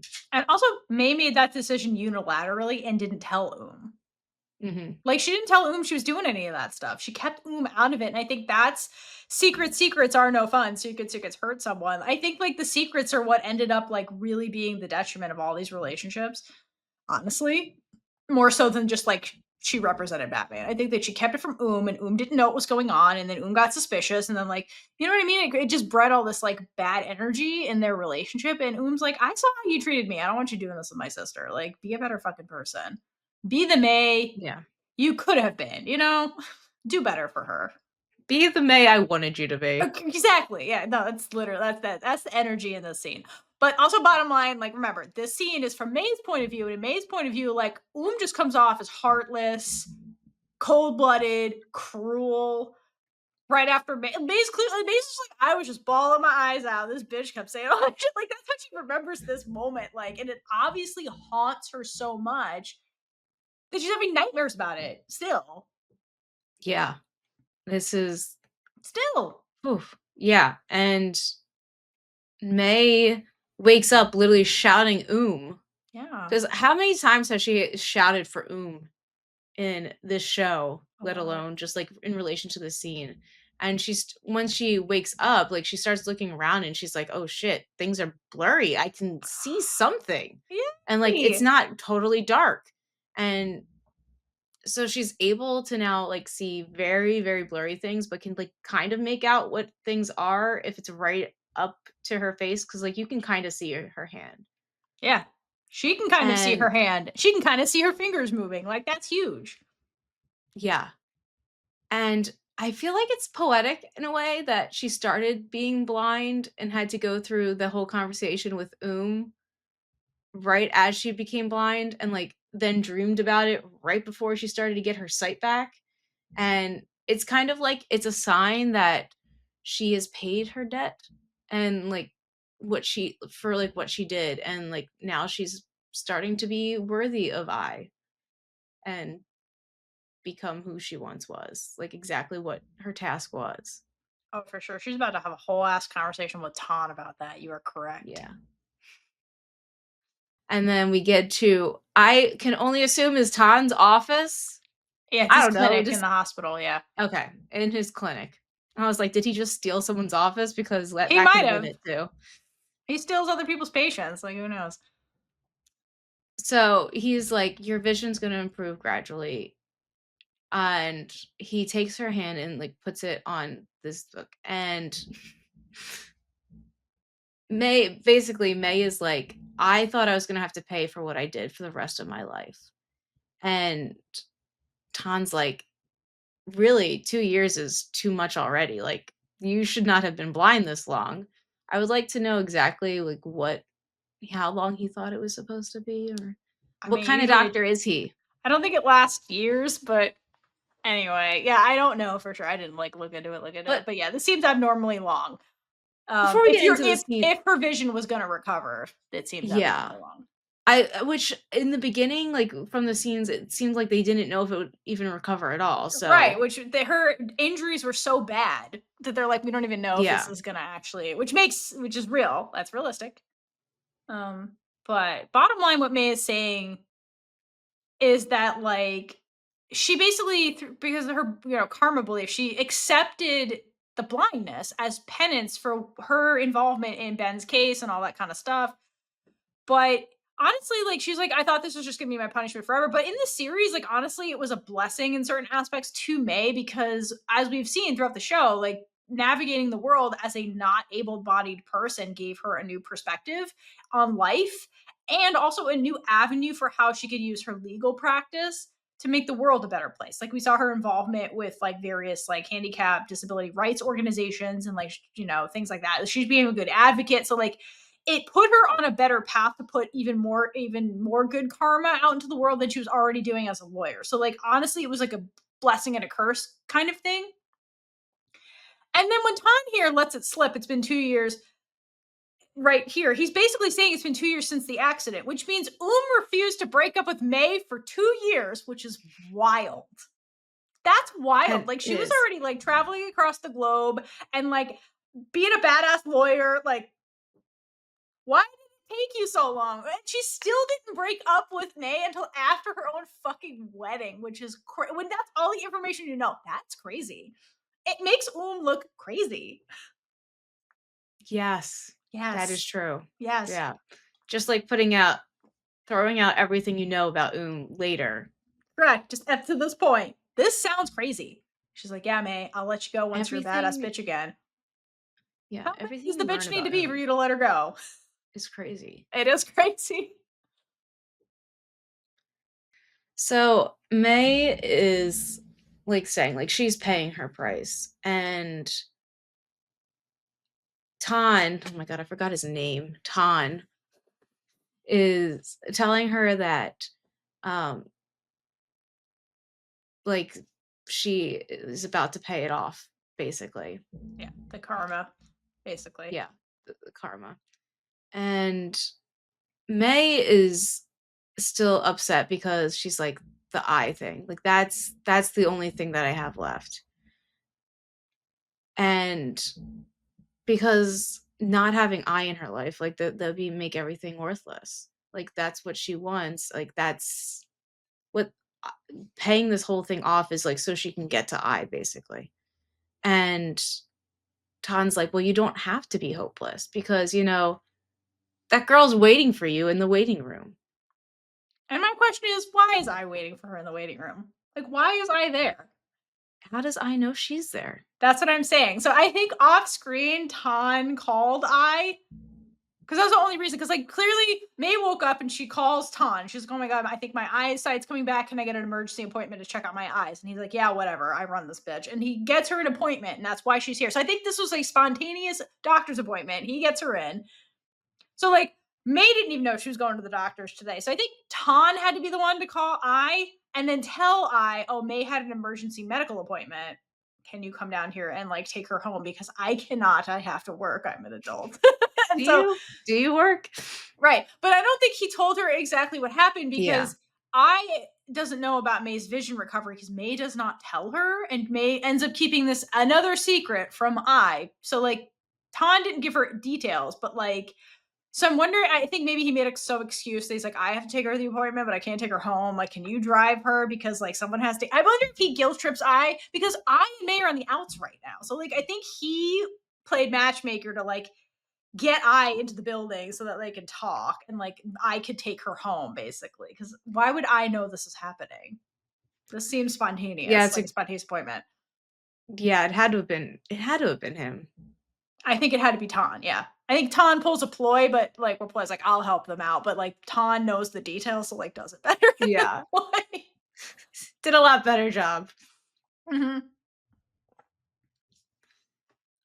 So May is just like very happy that I is here. She's like, "Oh my god, she actually showed up." Yay. And Tan's like, "Don't let her get away. Just don't let her slip through your fingers." And I love that Tan is finally accepting and just like I mean, he's been accepting for a while, but he's just like, Yes. "I need you 2 to be together so I can stop having to do all these things Correct. He's too." like, I'm tired of the lesbian shenanigans. Can you get your shit together? Yeah. Okay, so the next scene is when I is walking with May from the appointment. And May's like, "I didn't think you'd come." Well, first of all, you didn't know she knew about it, Correct. first of all. Neither did we, So, May. and I does not respond to this. She just lets May have a seat and guides her to sit down and says nothing. Like Shocking. she's really good at that with May. And I starts to apologize for the other day, and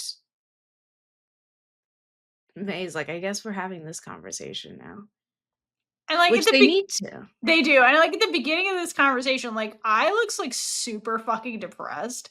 Like she looks like a wet puppy. Okay. She just looks sad. Okay, like so sad. And her excuse to May, when May is like, I didn't think you'd be here, she's like, suddenly I had something to think about. She's like the worst fucking liar of all time.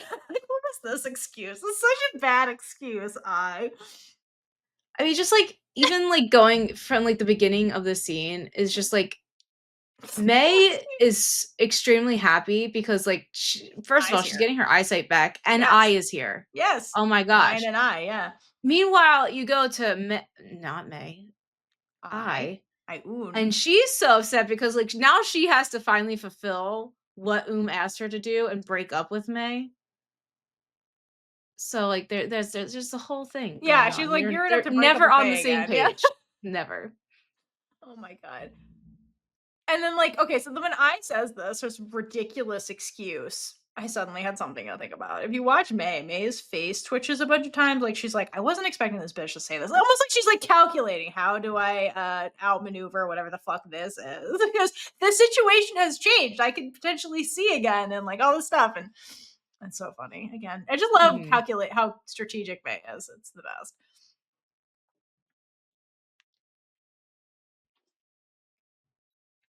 And so May, once they sit down, I sits down next to her and May puts her hand on Eyes and she tells her that she gets her.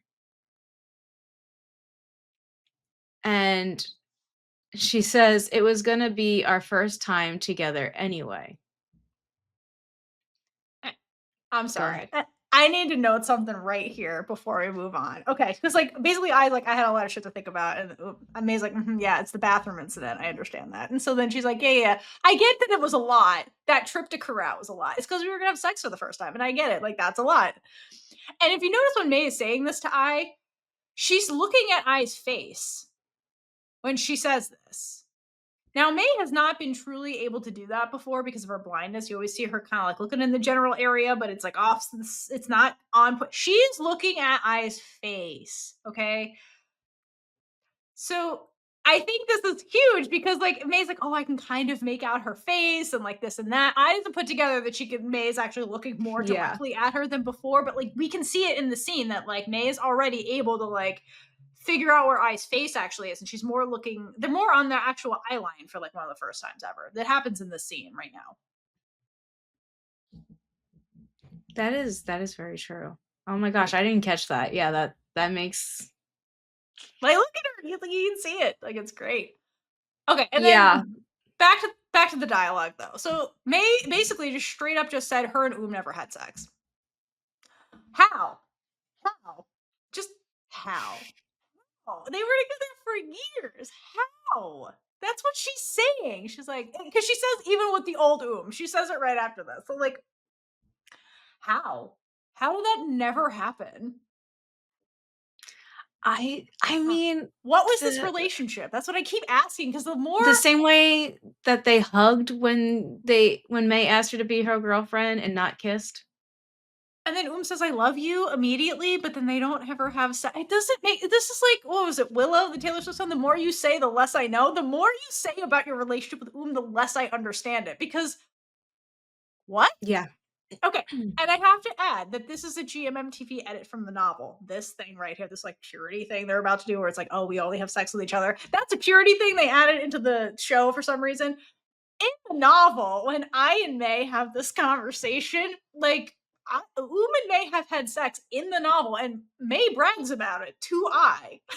Like in their conversations, like, oh yeah, we had sex all the time, and like this and that. Like, is saying this knowing that it's Ioun. And so, like, honestly, I'm not sure which version is weirder. They're both weird.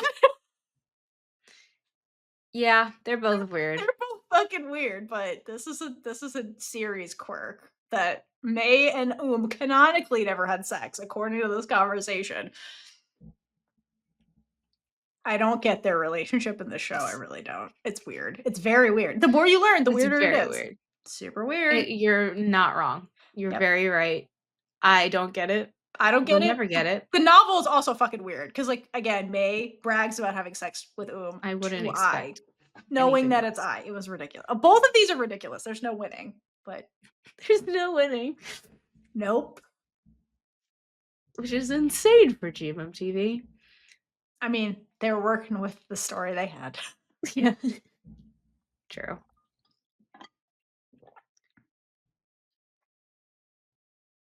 Poor I. I was like, what? Yeah. We never had sex. What do you mean? Yeah. And she's like, "What do you mean our first time?" And May's like, "No, I have not done it with anyone. It was just gonna be you." Yeah, basically May tells her like, "I've never given into anyone as much as I've given it to you." Basically, May is just trying to tell I without telling I, like how much she's into her. She's like, "You're the no one." Basically, I've never felt the way I felt about anybody the way I feel about you. And she's like, even with the old Oom. Yeah. Yeah, which The I and needs to it's fucking all again, I keeps waffling, they're like, "May loves Oom, May loves Oom," and May's trying to tell her without fucking telling her, "I know you're your sister, and you're not your sister," is like, that's what she's trying to tell her. She's like, "I want you to not be insecure about this because, like, you're the one that I want," like you said.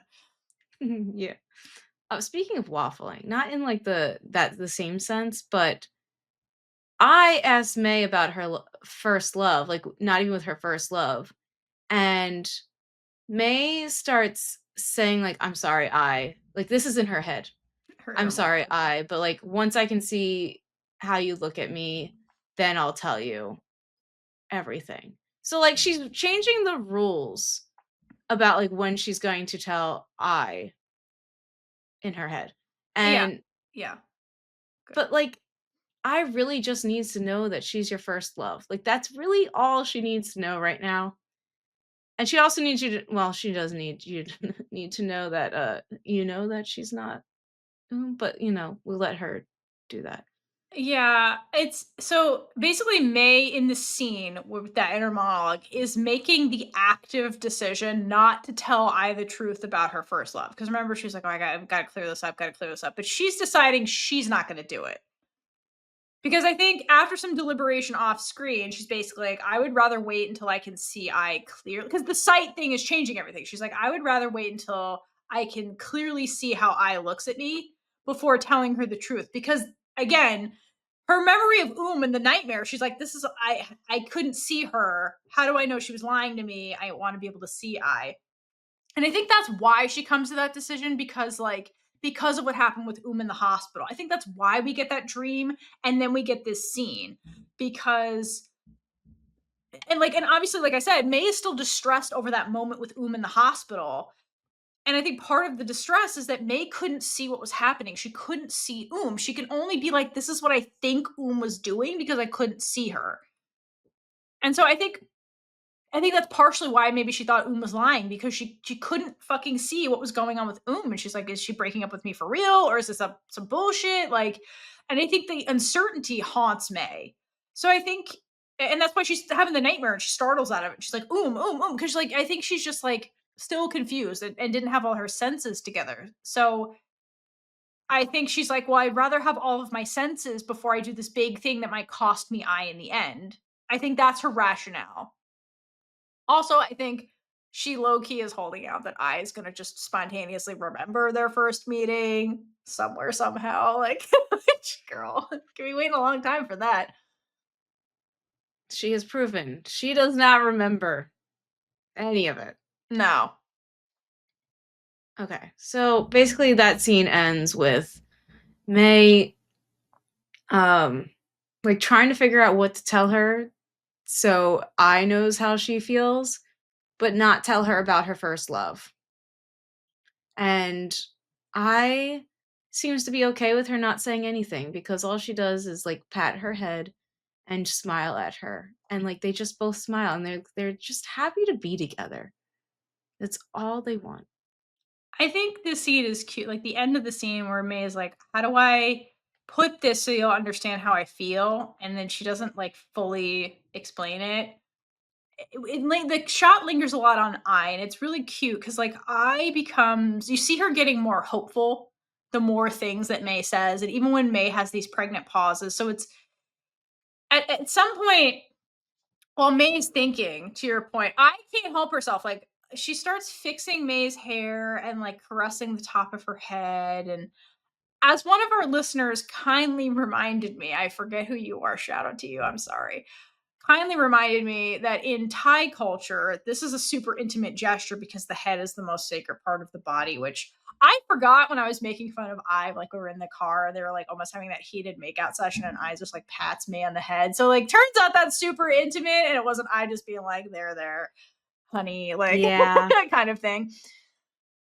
So what's important about this scene is that when I does that, May also responds by looking genuinely happy because I think from May she feels that like I is warming back up to her because they were kind of on the outs with each other, and here's I, who's a naturally touchy feely person, in initiating intimate physical contact thing because ever since the bathroom scene, the I love you confession that went horribly wrong, has kept her physical distance from May unless it was necessary to guide May, the blind person, somewhere. Like, I does not initiate like any physical contact unless it was like get her hair out of her face, but it was very much like she keeps her distance. Like, anytime May would cling on to her, I would break away. But here's I initiating physical contact, and it's like intimate physical contact. And this is the first time she's really done this since the I love you confession. And so I think that's a clue to May that everything's going to be okay. Like, and I think that's why they're so hopeful at the end of this. Yeah. Yeah, that makes sense. Yeah, it definitely had to do with, like, the head pat. I did remember that as I was watching, I was like, "Oh, that's really showing that she really does care about her," and I just it's just so great to see them happy for a bit, A bit. If only a we bit. had the full truth out there, but we're getting closer. Getting closer. We We are. only have so many episodes, so we're We getting sure do. closer. Alright, but we linger on that and then let them be and head to Jan's house. Apparently, Jan called Officer Hottie here right after her shift to eat kanji that was from where she lived. So, just before we get into the scene, first of all, I think we just all need to hydrate Yep. because we have Officer Hottie back in her uniform. Woo! We sure do. Woo! That was the first note I had for the scene. It's like it has to be. Like if it wasn't, What are we we're doing not here? us. Yeah. All right. Okay. Wait. Next note is Officer Hottie. Why are you surprised that Jan went to your apartment complex, bought your favorite kanji, brought it back to her house, then invited you over for a dinner date? Have you just met Jan? Like, why is this? She's surprised. It's Jan. What do you mean? Yeah. Yeah, it's a Why very are you Jan thing. surprised? Jan would absolutely do Jan's trying to that. get you in her house. Yes, she wants you to move in. That's what Jan's doing. Yes. Come on, girl. This is Jan. My favorite part of the scene so far, and what gets my big energy award, is how Jan is like, "Well, I got this for you because I wanted you to see something that you liked when you came to my." I Did she say Her apartment? house. It's her But house. her house. Yeah, her house. And by that I mean the kanji because you don't like me yet. And poor Officer Hottie almost does a spit take because she was not expecting that. Because she does say, "Yeah, you will like me one day." Exactly. It's Uh, Jan. yes. So we gotta hydrate for that. I fucking love Jan. Jan has so much big energy. She really does. I just I I love love her Jan. so much. I love Like, Jan. she's not shy whatsoever. Which Oh I my don't gosh. understand why Officer Hottie's so surprised. It's like Jan has been clearly trying to woo you for Yeah. a while. Like, yeah, especially, like, almost choking on the water when she says that, It's like, not "Girl, subtle. you should that's another Tuesday." I listen. This is just Jan being Jan. Yes. Okay. So, Officer Hottie has to get her composure back, and Jan's like, "I know what I did," and is laughing. Officer Hottie's like, "What kind of joke was that?" "It was a Jan joke. What did you expect? This is Jan. Jan is Jan." And Jan starts telling Officer Hottie that she had her fortune read, and she's like, "Well, my soulmate is already in my life. That my fortune said so." And conveniently, right as she says this, her phone rings. And who's on the other end?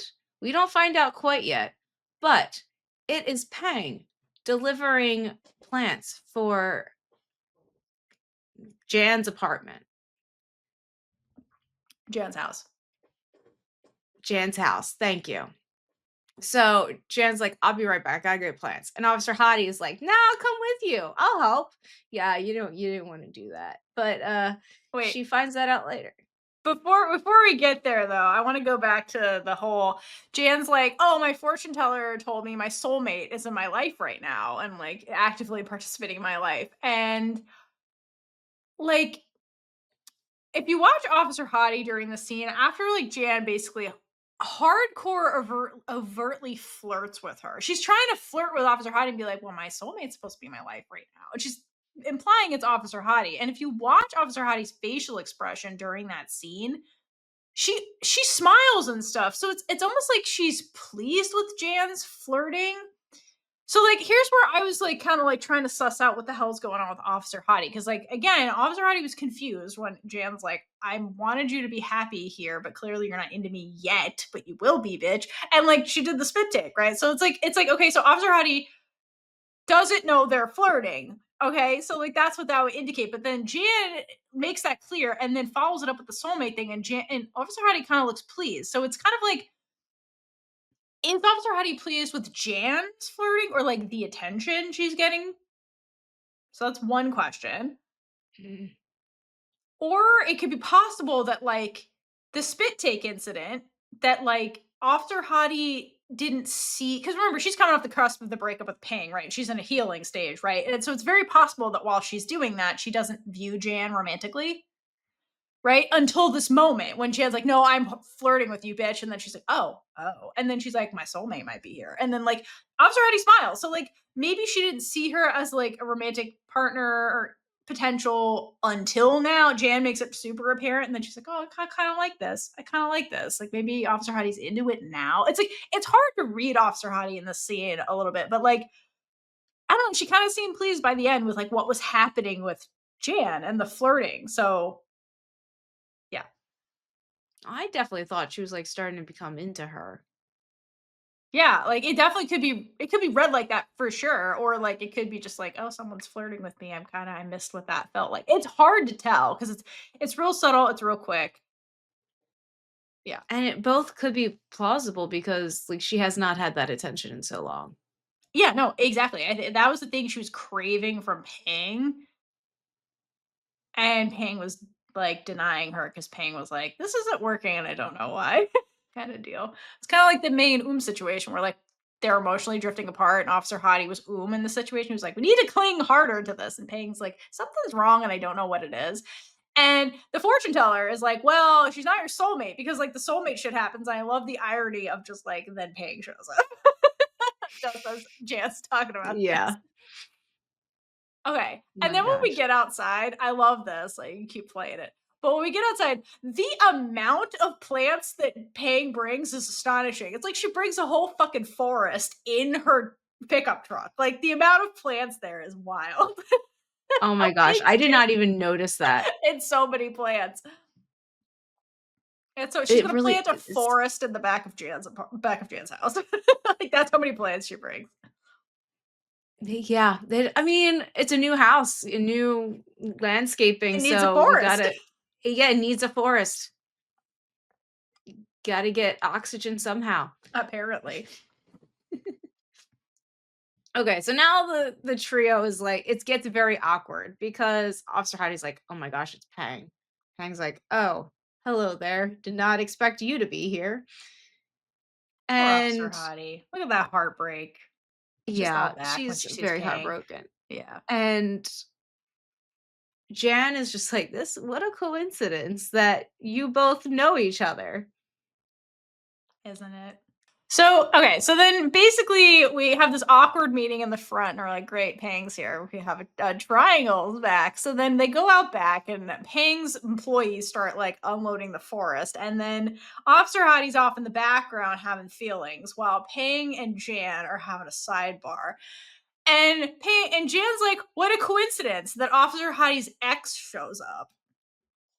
And Pang's like, I'm not sad about it at all. I'm glad to be here. And Jan looks stunned that Pang is saying this.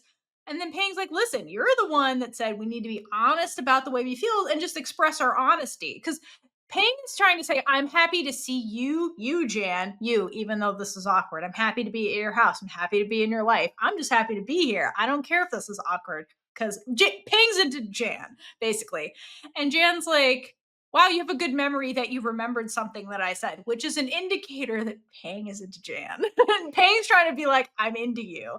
I don't care if it's awkward. And that Prim's here, Officer Hottie. And they're going to start talking about Officer Hottie in a second. But that's the prelude. They really are cute together They're because 'cause they're super all cute. smiling, and they are having great chemistry together too. So, like, Officer Hottie comes over and is asking them if they're thirsty They are and thirsty. need to hydrate for Lesbian Jesus. Yes, Peng desperately wants to hydrate for Lesbian Yeah. Jesus. So they're like, "Sure, thank you," and she gets out of there because she's like, "This is awkward." I gotta feel like she has to okay. I feel like she thinks that she needs to be doing something Correct. because why is she there? Because It's this is weird. Jan's house. Like, this isn't even somewhere, like, where she feels like she belongs. But here's the deal though, it's also kind of like, if it could also be a defensive move where if she's in a Jan to be like, because she's like, "I'll get it." Meaning that Officer Hottie's here enough to know where the glasses are, the water is. It's a Mm, way of being like, "I'm in Jan's life, bitch." Like, if she was really competing with Pang, she's that's just true. fucked right now, but it's also a way to be like, "I'm here enough that I know where shit is." That's also being implicated here. Which is yeah, I mean, like, she did help her unpack. Correct. Yeah, but how much of that does Pang know? Like, this is a way Oh, to be yeah, like, no, "Bitch, back off. I yeah, know where I'm here. I'm in her life." Like, it can be read that way from Pang if Pang was gonna be jealous of this, which she's not, but yeah.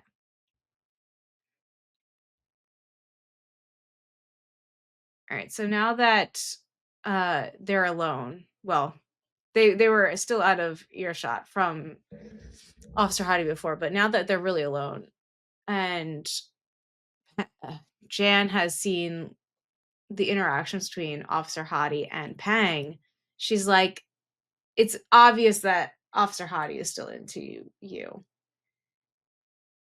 And then Pang randomly starts saying, that well, she's like, she might be composed, but she's actually quite clingy, and to me, that seems really random, why she starts bringing up that she's really clingy, and she also starts talking about, like, the kanji that she loves and that she loves a lot of ginger in it, like, as something that, like, old people like to this type of kanji, and it's Pang, like, trying to be like, "Oh, yeah, I know things about her, like, don't" and, like, relating to Jan, but this makes Jan think that Pang is still into her because, like, why would you bring up these details that only people someone who's, like, really close to her would know? Like, and she's showing that she still remembers these things. So, it's like Jan's like, "Oh, are you still into her as well?" right. Which she does ask Pang, basically. Yeah.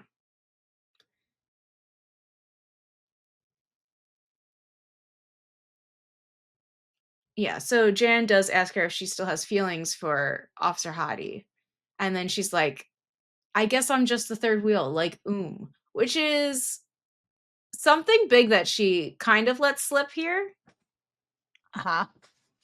because this is something that I mean, first of all, Pang's like doesn't knows as much as I in the situation with Correct. She knows slightly more the because other. she went to Paul's house Yes. with Jan. Okay, but Yes.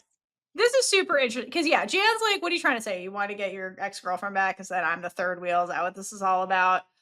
Pang's like, "Hold that thought about Oom." But before we do that, this is interesting because Jan says this almost as a throwaway, and then never comes back to this point about Oom in this conversation. So I think this is interesting because think about this. All Jan has told Pang up until this point about Oom is that Oom didn't love Paul and Paul loved her to his own detriment. Okay, so like when she says the third wheel in that relationship, it would make sense for Pang to think Paul's the third wheel because he loved Oom and Oom did not love him back. Right? So that's kind of like Mhm. weird for Jan to hear because like all she knows from that conversation is that Oom didn't love Paul loved her. So, like, if Jan's trying to put that together with the situationship she's in right now with Officer Hottie, Jan, and Pang, it would make sense for she's like, okay, if you're Oom, then that means that like Officer Hottie doesn't have feelings for like it would make more sense for Jan to be like, think she's like Paul because Jana's trying to say like, "Oh, I like Officer Hottie, and then like she doesn't love me back, but you love her, so I'm the Oom in this situation." But like Oom would be Officer Hottie. Like, you know what I mean? Like it doesn't for Pang, I don't think this comparison makes sense because she doesn't have the full picture of like the situationship. You know what I mean? It's weird if you're Pang to hear Yeah. that See, for a number of reasons. my brain went to, "Oh, was May in love with Paul then? Did they have a thing?" I Like mean, just for her not it's knowing anything that was weird actually because going she's on. like, Oom, like, but like with all, if all she knows is that like May and Oom had a thing going on, and then Oom didn't let go of May. Right, exactly. That would mean that Paul was into May, which like doesn't, from what she knows, doesn't make sense because Paul only loved but didn't love him back. So Paul was the third wheel, really, in the May and situation. So, like, this doesn't make any sense for Pang based on the information she has. She goes and thinks about it later, and she's like, that didn't make any fucking sense. That's why she's like, hold that thought. I don't even know what that means. Like, what does this mean? It's a They great were in a square because yeah. there's actually like four people involved, and not just three. Everyone forgets about Paul is the problem, honestly. Even Yes, Jan, everyone she does was forget like, "There about was the Paul. third wheel." She forgot about Paul. Anyway, sorry. I when I was recapping this in my notes, I was like, "This really doesn't make sense if you're Jan, right? If you're Paying right now, because Paying, that's all Paying knows, and this really doesn't make sense Yeah, as a line." Anyway, sorry. it really doesn't. The more you But we do say, get the there. less I know. It's Theore's next edit. Uh, Willow. And the rest of Willow doesn't make sense for Pluto, just that line. and also, Jan isn't Officer Hottie is Exactly, that's the other thing, like, when you really look at and it, none of Officer them Hottie realize is it Oom. yet. Officer Hottie's Oom. And with us saying that, and Officer Jan is Hottie that means would Jan have a is lot to May. bond over. Sorry, Jan is May. Jan is May, and I's Peng, that kind of actually kind of works out. Only Jan has no Yeah. secrets, honestly. She just was keeping Oom secrets, but that wasn't her fault. That was best friend duty, but, like, that's actually kind of funny. Like, Jan is the May in this situation, which is pretty funny. Just doesn't know as much as May. Sorry, I know. I know. But she's a fortune teller. She knows even more than May does. Just Mm. saying. Mm. Yeah, and so Pang's like, "Let me explain myself. Like, I don't have feelings for Officer Hottie anymore. But she's very nice. I'm glad she has you, but we're done. Like, we've had this whole thing." And she's like you said before, love and love should be together. I do not love her anymore." And I just want to point out the fact that Officer Hottie is now having to overhear this, Yep. and she has to overhear just how over Peng is of her. So fucked up. Like, poor Officer Hottie. Or Sarati. Oh, it's just a terrible conversation to have to overhear. It's a terrible situation for like she's just like She's kicking a puppy when they're she's down. clearly super heartbroken. Yeah, she's clear that she's not over Pang, but Pang is very much over her and like into Jan. And Jan's kind of like, I don't know, this stranger is charming and seems to remember shit about me. Cause like Pang is making it real obvious she's into Jan because she's like, wow, you just remember all these things that I said, you know? Yeah, and with the way that they're like talking back and forth, like they clearly have chemistry. I mean, like obviously Clearly. they have chemistry because yeah. I feel like Jan has Uh, chemistry with every woman because she has that much big yes. gay energy. That doesn't say anything about Jan, Jan would honestly. have chemistry with a wall. Yes, Yes. she's their Jessica Sutton, obviously. Yes. Yes, that's Jan. So that doesn't say anything, but it's just, you see how comfortable they are with each other and stuff. And like again, Pang is like, I remember all this shit, and like even Jan's like, wow, that's interesting that you remember. Like, you know, this is a way to show that like they're taking an interest in each other, which is like it's natural. It just kind of came natural to the two of them. Props are Hottie. Is all I gotta say. That's some fucked up shit. To have to Poor hear this Officer multiple Hottie. times that Paying is not into you and you're like still working through those feelings, like is Fuck the writers, okay? That's all I can say. Officer Hottie deserves for us to hydrate for her again, She for her does. uniform, Also, that was the because uniform. So hydrate for the uniform, everyone. gotta love her in Gotta love everything, it. but especially that uniform. All right. So from that disaster of a triangle scenario, we then shoot on over to Ai's room, where drunk Ai and drunk Peng are hanging out in Ai's bedroom. Doing friend shit. It's real nice to see them do that. Okay. And then I think going into this, Peng must have come. Peng. Okay, so Peng had that disaster interaction with Officer Hottie, her ex, and then Jan, her new love interest, and was like, probably all like, I need to drink about this. So she goes to Eyes. And I think Peng must have told I about this love triangle situationship with Officer Hottie and Jan, because we open the scene with I being like, why is the queer dating pool so fucking incestuous? Because that's what she says, essentially. And she's like, how is it that your ex showed up to Jan's, your new love interests, and this is all connected to Oom? Like, what the fuck is happening here? And like, I tries to pin this on Oom because she's like, this is all because of Oom's case. But it's like, girl, you played a role in this too. Remember the bunting flags that you asked Janet Payne to set up? Like, this is your fault, actually, that we're here.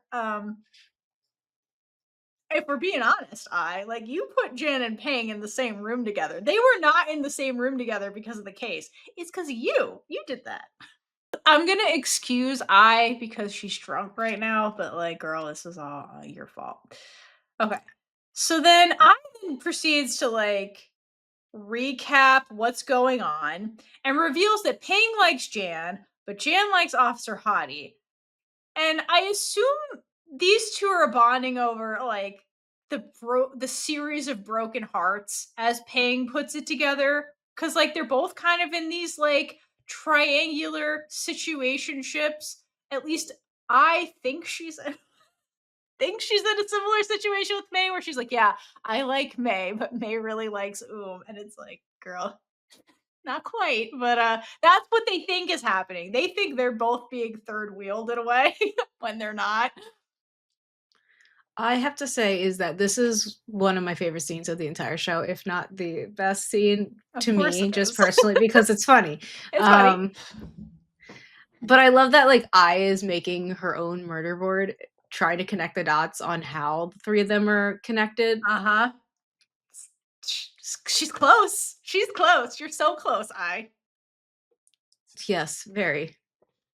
She's so close. But yeah, so far.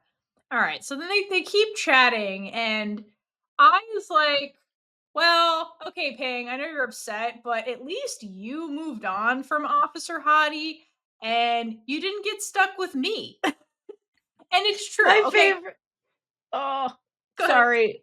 Just her I face when know. you're like, The you didn't get smug stuck with bitch. me, and she's just like, just smiling at her. I loved it so much. Okay, continue. No, Sorry. that's valid. I is such a smug bitch, and like Pang is just like nursing her beer, like clearly upset. And well, we have to give props to Pang, because one of the best things about Pang and the way she was written in the show is she did such a. I mean, this comes from the novel too, and it comes about I. Like, she did such a great job processing her feelings for I. Remember, she was hung up on I, and then she's like, "Okay, I have to get over you. That's fine.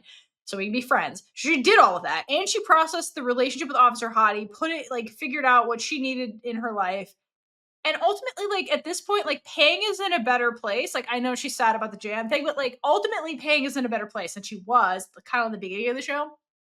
So like, kudos to Pang for doing all of that.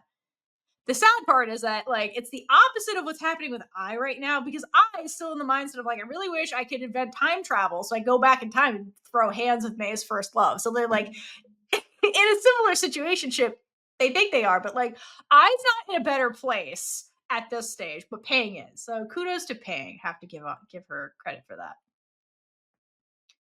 Okay, so now that I is being a smug asshole, Pang then turns the spotlight onto I's relationship with May, and she's like, "Listen, you did all this shit. Like, I'm sure that girl's super in love with you, this and that."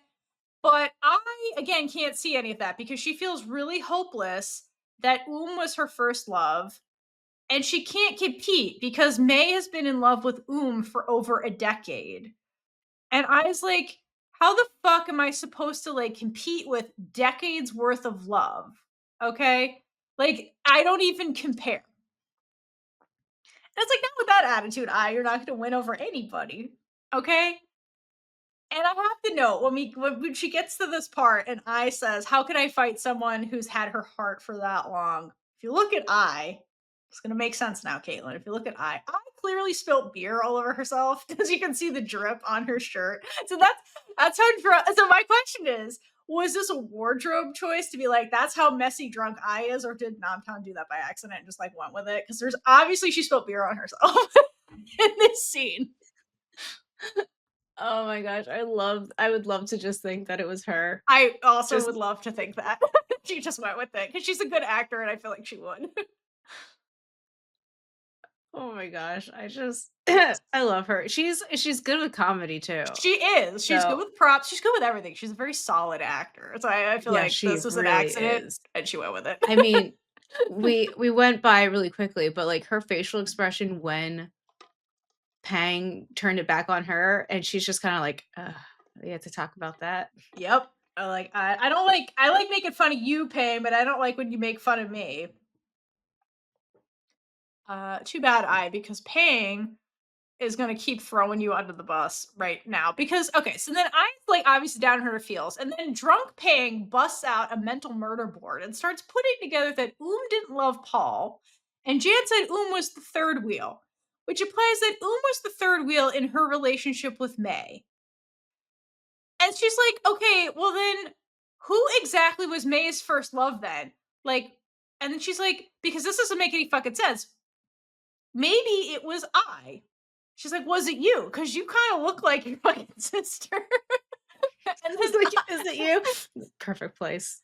you kind of look like your fucking sister. And I is like flummoxed because she's like, me? Almost like she's never considered this before, which I think this chalks up to her being drunk because we saw in a prior scene with May, when the painting scene, when May was dropping hints that it was and I very briefly thought about it. And then like, was I the first love? But then very quickly was like, nah, May, let's go to Bangkok. Like it's I can't won't even entertain this thought. But so like I think she's just very drunk in this scene. But so she has thought about it, but never entertained it. But here's Payne being like, what if it was you? Like, because like to have that thought by herself, I was like, that's crazy. That's me being hopeful. The universe would never be that kind to me. It obviously is not me. But then a third person is like, I'm looking at the situationship. I did the murder board. The strings are pointing to you, like as a possible suspect in the case of who has May's heart, who was May's first love. I feel like it might be you. And so then Peng is like, listen, girl, when you were young, you was a little delinquent and you would steal your sister's uniform constantly just to fuck with her. Like you did do that, remember? And you look like her. So what if it was you? And I was like, and she's like, yeah, that's nuts. The odds are literally never in my favor. Obviously, Pang, what the fuck? And then Pang responds with, I guess Jan lied to me. To which I correctly points out, why would Jan lie to you? Exactly, Seriously. Why would Jan, Oom's ride or die, lie about Oom being a third wheel? Why would she do that? That doesn't make sense, does it, I? And No, yeah, and exactly, think about I that. think about it. Use your get those two brain cells that aren't drunk and rub them together and think about that for like 3 seconds. It doesn't fucking make sense. You just said it. It doesn't make sense now, does it? It's literally her saying it. And saying it. It's wild. And like I feel like we are Pang in this scene because Pang gets so fucking frustrated with and it's like, I feel you, Pang. I feel you. And Pang's like, listen, girl, I'm just trying to put the strings on the murder board, but you keep shooting down every suggestion that I'm making. And this is like not getting anywhere. And this leads to my favorite part in the whole scene where like, is just throwing things on the floor because she's like, "You know what? I'm just done." Drunk Eye is such an idiot where she's like, ugh, it's just like pissed off and throwing stuff. And Pang is fucking pissed off because of what I just said. And then I is like, oh my God, epiphany. Peng, you're a fucking genius. And then she kisses Peng on the head and is like, ew, you smell. Go take a fucking shower. And then she grabs her jean jacket to leave. And I love that Peng is like, girl, you are drunk. What the fuck are you doing? And then she's like, I'm not getting on my bike. I'm going to take a cab. So thank you, Peng. Thank you. Yes. That's responsibility, bitch. That is responsibility. So, like, finally something clicks in Ai's brain that, oh, maybe it actually was me and that Pang is right. So I think she needed to hear it from another person. So she's not like, it's me fantasized. Because again, she's a writer. So she's going to have fantastical thoughts. So I think that for a very long time, I was like, that's just me fantasizing. Like, that can't be real. And then Pang's like, no, girl, but like, look at the strings. Like, you did all these things that could actually point to it being you. Like, what if it was? And then and then she's like, oh my god, I got to see May right the fuck now. So then she leaves to go get a cab or whatever the fuck she's doing. And then poor Pang is alone and she's like, I don't smell. What the hell's wrong with this bitch? But okay, then I love the realism of Pang being like, your house is spinning. I love that I just leaves Pang at her house. Same, same. And I have to assume that Pang like just passes out in Ai's bed and just like spends the night here because she Oh, doesn't yeah. get She's home. definitely not leaving. This was so funny. Do you think Meemaw came in, turned off the lamp, and She's like, what covered the Pang up? fuck? Yeah, she's like, you guys are grown ass adults. What are you Like, I doing? got 3 of them now. Mima for sure did the rounds later because like the lights are all on in Ai's room, so Pig probably fell asleep with all the lights on. I was like, what the fuck is this again? I have to imagine that they did the shit when they were teenagers and they would like go get beers and just like hole up in Ai's room and get drunk and do whatever. And like Mima would be like, oh, these fucking delinquent children. So I can just see Meemaw come in and be like looking. That's not I.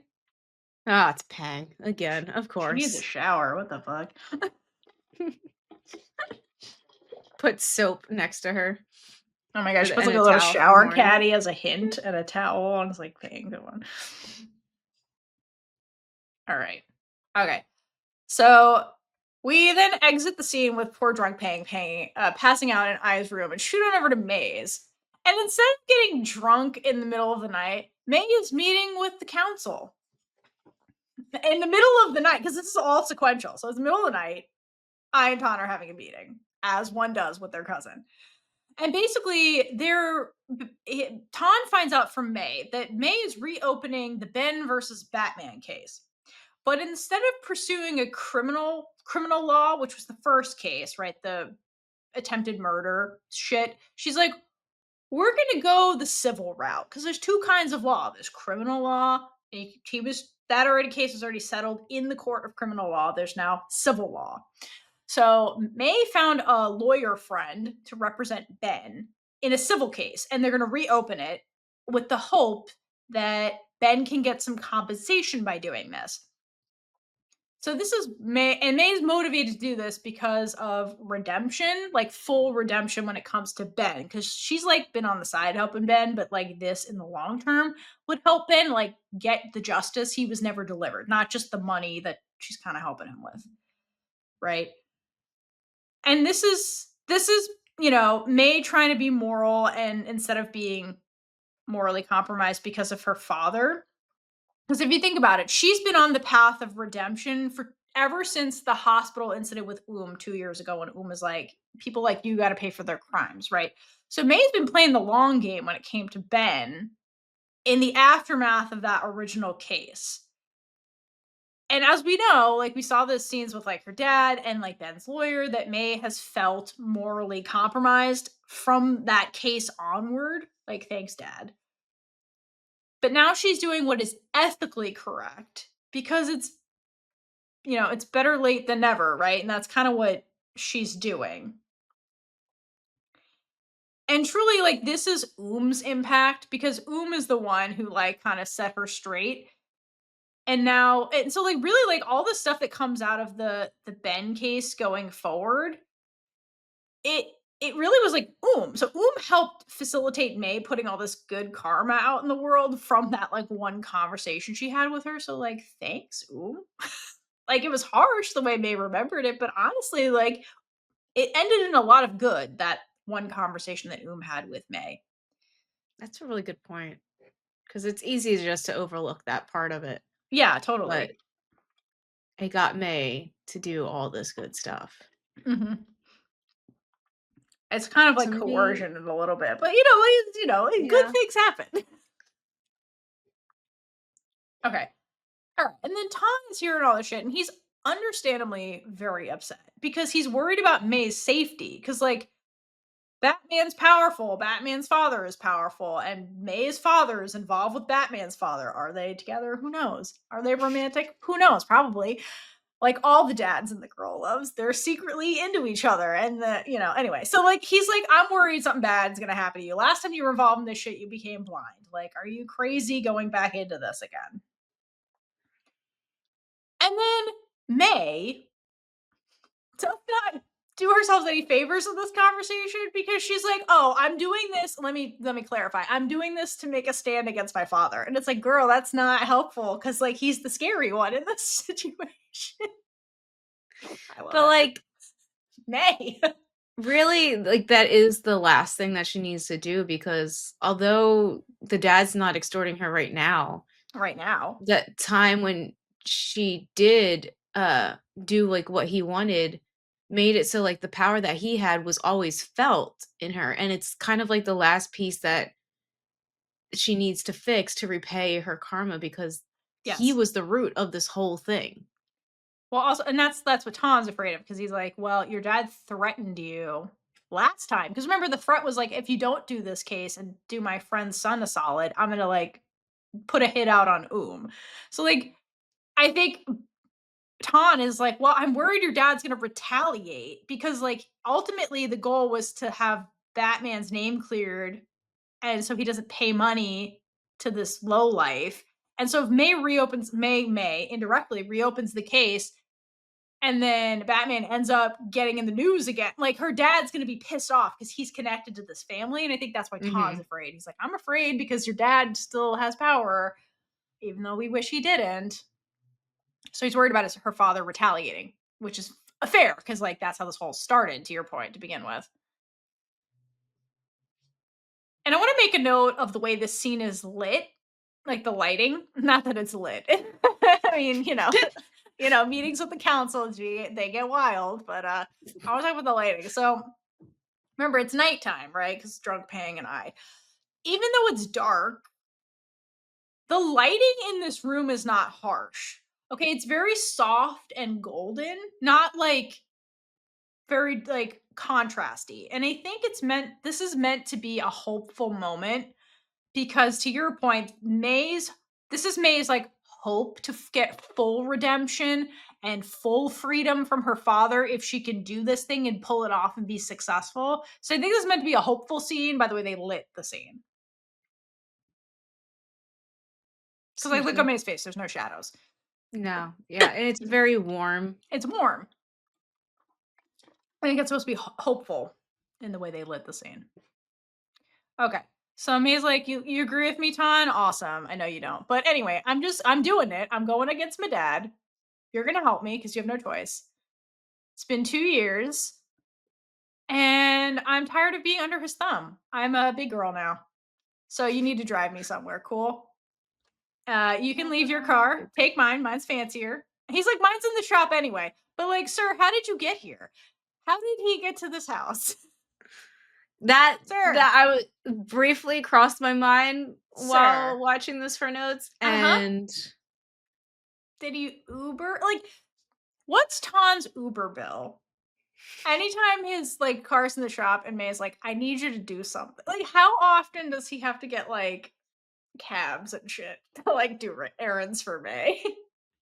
it's okay because May pays for it monthly. She gives him a card because it's always him doing something for her. Seriously, he must have like an allowance from May for like gas. Yeah. You know what I But, mean? like yeah, it has to be something. It has I to feel be like May is something. definitely, contributing somehow to transportation for him Listen, because it's only in her best interest to do it. it really is. So, I mean, without Ton, where would we be? Truly.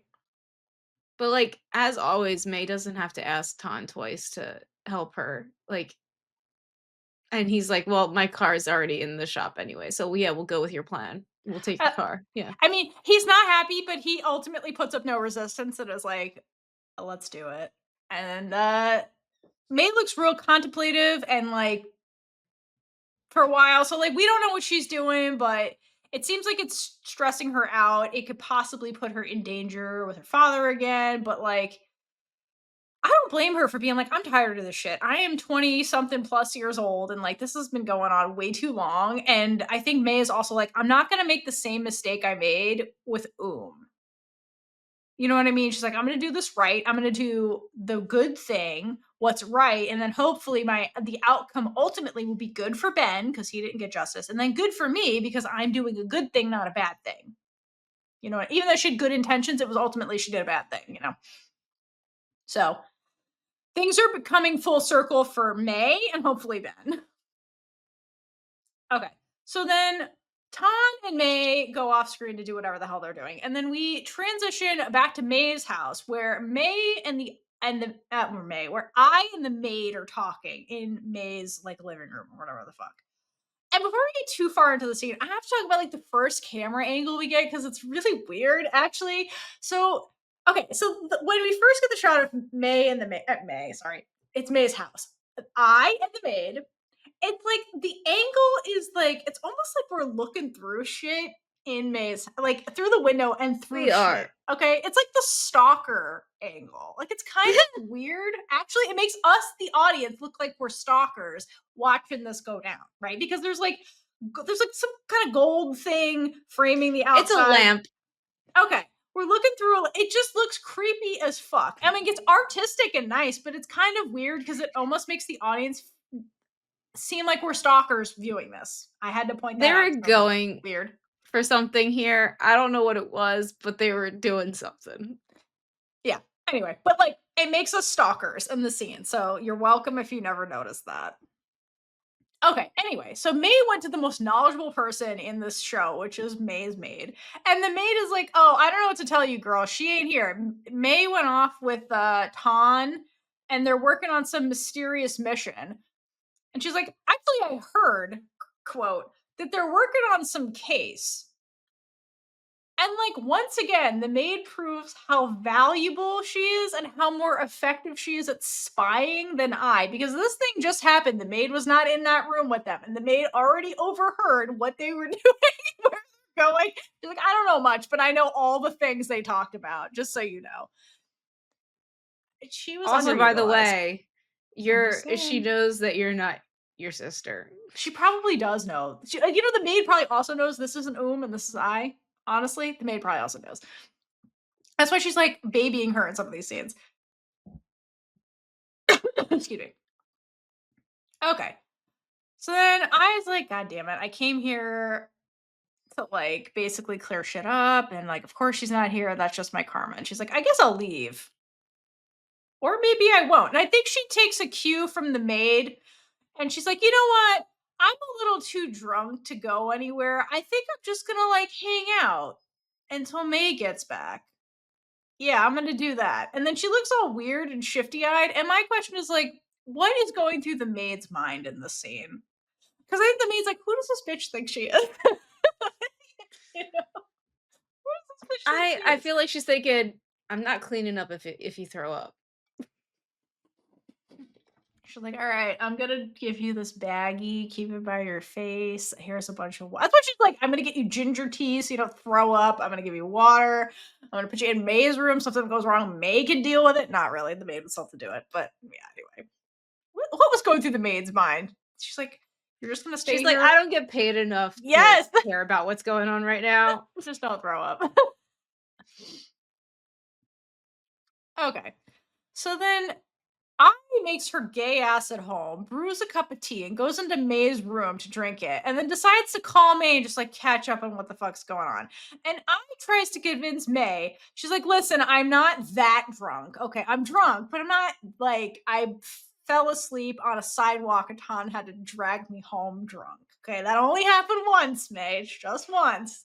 May's gonna hold that over her head forever. You It only was get bad. one nickel. Didn't Right. happen again. So I only got one nickel there, May. And then May calls her out and she's like, listen, I I know you. And if you weren't that drunk, you would have called me before coming over. And you didn't. So that means that you are that drunk, in fact. And it's almost I like I forgot how observant May is. Or she's so drunk she forgot. but Which, like, also we saw her conversation with Peng where, like, her brain's not working 100%. So, like, that's possible. but when has I ever given her a warning that she was coming over? She just kinda shows up. Well, I does call her a lot and tell her she's coming over. But I also does things where she just kind of shows up sometimes too. So, valid. Just Okay, but saying. then after May calls her out on her bullshit, I is super annoyed. And then she gets real sappy real fast because she's not here to fight with May. She's here to like get May back or whatever, move this forward. So now we get sappy drunk Ai. And like when she starts talking, you can like hear it in her voice the way she's like, May, blah, blah, blah. Like she gets real sappy. That's how she's an emotional drunk. Let's be honest. Last time she was like angry drunk. Now she's like sappy drunk. I just gets more emotional when she's drunk. Good character rule because people are there's always the emotional drunk, right? I think that's I's the emotional drunk. And so I apologizes for not listening to May's story about her first love because she was hella jealous, and who could blame her? And then she's like, "Well, now that we're here, can you tell me the story again?" Keep I in gotta see if mind, something adds up. this is on speakerphone because like May does not have her earbuds in. This is on speakerphone. And so Tan, who's driving the car, gets a front row seat to these fucking shenanigans this time. Like, Tan is hearing all of this. I have to point that out because the way he gets third wheeled into everything when he doesn't want to be third wheeled, it's like there's a lot of triangles happening in the show. And I feel like the Tan May I thing is like he's forced into their shit. Tan's actively trying to block out whatever the hell is happening right now. He's an unwilling third wheel is what's happening here. He's forced into it. So he's hearing all of this. Just I have to point that out because it's funny. And May's like, I have no shame. Let's do this, I. So she's like, I need you to go get the photo album that just so happens to be sitting on her nightstand by her bed in the room I just happens to be in. And I love that the spine and the cover of this thing says photo album. So it's like I could not possibly pick the wrong thing.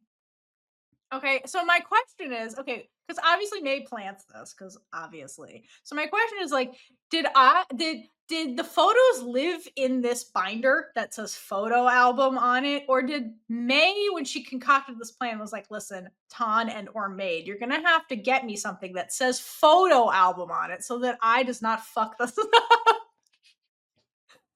Did May do that on purpose? Is my question. Um, well, I feel like she wouldn't just have an album of these bitches that were mean to her. Well, like, clearly she had the photos, which is like fine. I'm talking about the photo album, The like the photo thing that album. says photo album on it. So, like, see how it says photo album? Yeah. Did she put it I in don't that's a good that? question. Because the whole point is she planted this here for I to find.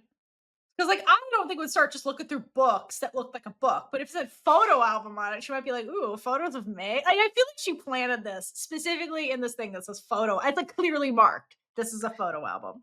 I I think she could did see it on that purpose. happening. All right.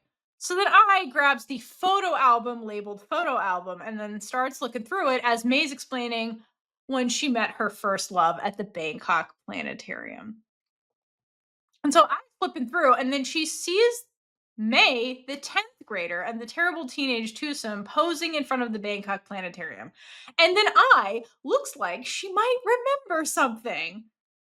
And then we go back to the initial incident of May getting bullied by those horrible people from I's school. And then I shows up and intervenes and catches them hands. And then we find out that I knew who this person was because she calls her by her first name. She's like, Mint, you bitch. Like, why are you still extorting like people for money. So like indicating that like this person, Mint, is like a known bully who does this shit where she just beats up weaker looking kids for money. Because I's like, why are you're still doing this shit? So that's interesting. And then apparently Mint gets all pissed off because she gets tired of I always intervening. She's like, why the fuck are you butting in, bitch? And then we get to my favorite part, which is like the bullies try to take on I and it does not go well. So Mint is the one that starts it. She tries to punch I, misses. I kicks her. Then the second one tries to punch her. I decks her in the face and then throws her boba at Mint. And I love that the third girl behind May doesn't fucking do anything. She's like, I've seen enough. I'm not touching this. She's like, "Guys, we've done this multiple times I'm good. already. I know what she's I'm capable good. of. I'm I'm good. gonna sit this one out." She just watched I single-handedly take down the leader and then the other one. And then the third girl's like, yeah, nah, enough. That's not for me. It's not for me. I don't get paid enough for this extortion business to be putting my neck out there like that. You guys got this. It's fine. Okay. And then I love Play the when shit amount. it's so funny. And then I love when it cuts to May's, and during the fight sequence, it cuts to May's face at sometimes. She's like, oh my God. Like, oh my God. This like heroine from heaven is like it was like kicking actual ass in this scene. No effort, really. She Like, literally threw her boba at me. That's my favorite part of the fight. He just throws the drink at her. It's so but like, also, that was money. Like, oh, but fuck I that mean, I bitch. guess if you're done with it, but It's so fucking funny. I came to this fights with zero fucks. Like that's just the vibe. Okay. This is hilarious. And then May's like, "Oh my god, like this girl actually like kicked their asses. Like I can't believe it." And then I starts goading them. She's like, "Come at me. Come at me, bitches. What you going to do?" And then Mint gives her one last threat where she's like, "You're going to pay for this, bitch." And then the three bullies, like the cowards they are, walk away. But put a pin in the fact that Mint says, "You'll pay for this," because we find out in the very first episode of Pluto that Mint does make good on this promise. And it's fucked up because remember, we had the scene where I steals the uniform and then it cuts away. And then it cuts back to like another day and they're in the hallway and it's I in her uniform and Oom in her uniform. And Oom has a black eye. So Oom got beat up by Mint because I saved May.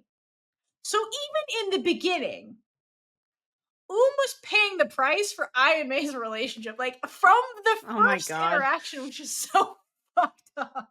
So fucked up. Poor Oom. that's awful. It's really fucked Yeah, up. poor Like Oom. Oom gets beat up because of this interaction right now. She was just trying to help. But yeah, that's really crappy for Oom. It's super fucked up. Okay. So then meanwhile, all right, and okay, so like that was what was going on with I. So then meanwhile, May was watching this whole thing go down. And then after the bullies leave, there's a second where she like looks at I's uniform and then she's reading and memorizing the name Aboom Insamak. Okay, got it. That's my savior. I will be in love with that person forever. I will love you forever. But here's the deal, like I's chivalry or her chivalry does not end with just beating up the bullies. I actually gets down, like kneels, and starts picking up May's things. Like what a gentlewoman. Like even as a kid, she's a little softy. And I think May is so stunned she doesn't like know what to do. So instead of like saying anything, she gets her phone back and then she starts looking through it. Because remember, she was on the phone with Ton when this what was it still on? And did he hear all this shit happen? You know what I mean? To Ton, is it still on? I can't tell. Just another day for Ton. Teenage Ton already getting like again, he's getting sucked into their shenanigans immediately from the beginning. Okay, so like May's still looking at her phone because like she technically was on the phone with Ton. And then my favorite part happens where I is the one that start their first conversation started by I. And I says, "Hey Specs, why didn't you fight back?" I can't believe that I Yeah. calls May Specs. What the hell, I? Specs. And glasses. Why did you fight back? Like, that's the open. Her name is on her uniform, by the way. I could have just read it and called her Betawee, but no, she's like, yo, specs, yo, glasses. What the fuck was that? This is the funniest. Again, and then May's like, I'll love this woman forever. And this is the first thing this woman says to her. It's just so Like, fucking what funny. what about, like, this woman? Because like, this isn't, So funny. I mean, like, I is kind of being, like, back and forth here because like, she's being respectful because she's, like, helping her pick up her books, but I then she calls listen. her specs, I know. and so, like, She's a woman of multitudes. I love her too. I don't blame May for being like, I will love this bitch forever. Because this was ridiculous. Everything about it was great. I don't think she heard her say "Hi, specs" either. I think her brain was just like, "Oh, pretty lady She's just so fought for pretty. me." She's like beautiful, graceful, and brave. That's all that's going through May's brain because she remembers that forever and tells Ploy. Okay. But listen, I like not everyone's a street fighter like you. There was 3 against 1. I mean, you kick their asses, but like this is clearly not your first time kicking asses. You know what I mean? Like it's 3 against 1, so it's like it's not May's fault. She was very outnumbered, you know. And May points that out. She's like, "Girl, magnificent stranger. It was literally 3 against 1. Like, how was I supposed to fight them?" And then I says something that's going to change May's life forever, where she says, "People have their own ways of fighting. How else would they get through life?" And then the light bulb goes off in May's brain.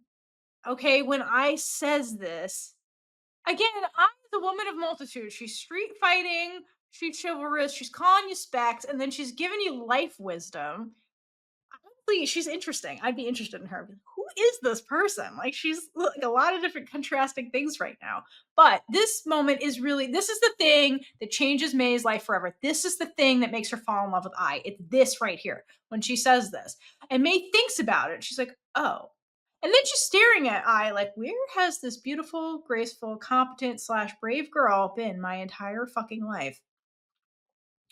And I think this advice more than anything is it changes the trajectory of May's life because after this, I think May reflects on what her strengths are. And as we've heard from Ploy, like she's always the smartest girl in every room. Like May realizes that her being a nerd, being specs, actually is her strength. And then she starts to figure out a way to like use that to quote fight back. Hence why May transforms into this really badass lawyer who's always whipping out her cell phone and like ready to collect evidence and take down bullies that are 10 times her size, like we saw her do when she meets Oom, right? So she does use her strength to fight back, just like I is telling her right now. That's a great point because you can't touch her when it comes to, like, being smart and, like, knowing how to use the law and Right. all She's of like, I know that. my rights, bitch. You can't fucking touch me right now. Try and hit me. Because May later would be like, you're gonna punch me again, I'll like sue you for assault. And then they can't, it makes it makes her untouchable. Once she taps into her strength, which is her mind, it makes her untouchable in a way. Okay. So then May is like thinking about this because, like, holy shit, like, what an epiphany, what a thing to hear, right? So May gets quiet, doesn't say anything. So then I follows it up with, are you just going to be bullied your entire life? And then does my favorite thing, where she just like raises her eyebrow in this like challenging way, being like, huh? Like, think about what I said, Specs. Think about it. And May's like, again, like, who is this fucking magnificent stranger? Like, who is she? And then I, gentlewomanly, hands over the books which is really cute. And then May is like, oh, she's so nice. And then she takes them. And then after this moment of like cuteness, they do this thing where they stare at each other. And it's like mutual staring. Okay. And now, okay. Now we all know what's going on with May. Like May is having her sexual awakening right now. And who can blame her? We get it, May. Relatable. But my question is, what the fuck is going on with I in this scene? Because it's mutual staring. Like I is staring back at May and not saying anything. And she almost at one point looks like she's gonna keep talking, but then doesn't. And they're like looking directly at each other's eyes. And at one point, I kind of like cocks her head a little bit to the side, almost like she's interested, like trying to like appraise May. Which, like, in a way, I kind of hope is true because it would be really poetic and cute if, like, I was also intrigued by May the way that May is clearly intrigued by I in this scene. So I thought that was interesting. I don't fully know what the hell's going on with I because I doesn't like remember this moment fully, really, honestly. Yeah. I think this is for us, and I think this is the journal later on because I's point of view. I think this is some journal shit later, but like, I don't think I really remembers the details of this interaction. Because, like, again, at the very end of the show, they come back to the scene at this spot at the planetarium, and I was like, I really don't fucking remember this shit. Like, I really don't. I tried. Like, she really doesn't fully remember it, which is hilarious. It's valid too because it was so long It ago was and it's long just ago. literally another day for her. Yeah, but I thought this was interesting at the end, just the way I looks at May. It almost was like she was also interested, which is interesting because, like, it doesn't make the impression on I the way it does on May. So it's not I's sexual awakening; it's May's. But it is there's some gay staring that happens. So then, of course, that encourages May. Duh. All right, and then as the pretty girl's looking at her, May does this really cute, quick, nervous smile at the end. That's so fucking adorable. I just like, yeah, and it's like I get why May fixated on this for a decade. I get it. We all get it now. Okay. So then after the dream sequence, we then cut back to present I, who's having to come to lesbian Jesus moment because the math is finally mathing. Finally. And then May's Finally. like, finally. And then May's like, you got real quiet, girl. Do you remember? You remember now, right? And I's like, yeah. Which I don't know that that's 100% true, but she remembers something, okay? Enough. She remembers enough. Okay.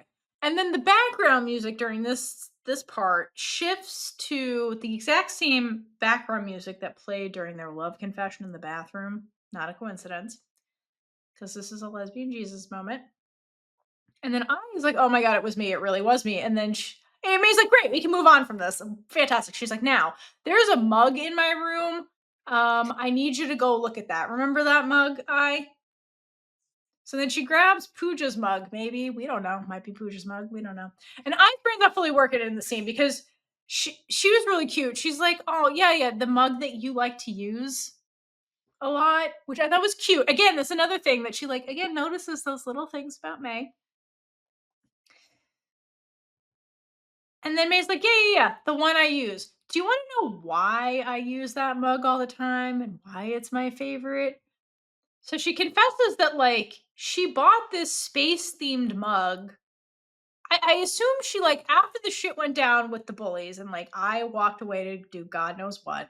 May was like, Ton, get me. And then in her 3 hour wait when he had to come down from Karat, she went Yeah. to the Bangkok Planetarium gift shop, I assume, and then bought this mug and then has it forever because she tells she's like, I bought it that day to represent you, the girl who changed my life. She's probably Which like, is I want to remember this forever. How I can wanna I do remember my that? first love because that was her sexual awakening. She's like, "I need a token of, like, to remember this forever." So it wasn't just, like, a love at first sight thing. It was a love it you saved me from getting extorted and then gave me life advice that changed my whole life moment. It's more than just, like, I saw you once and that was it kind of thing. It's actually pretty deep when you think about their first interaction.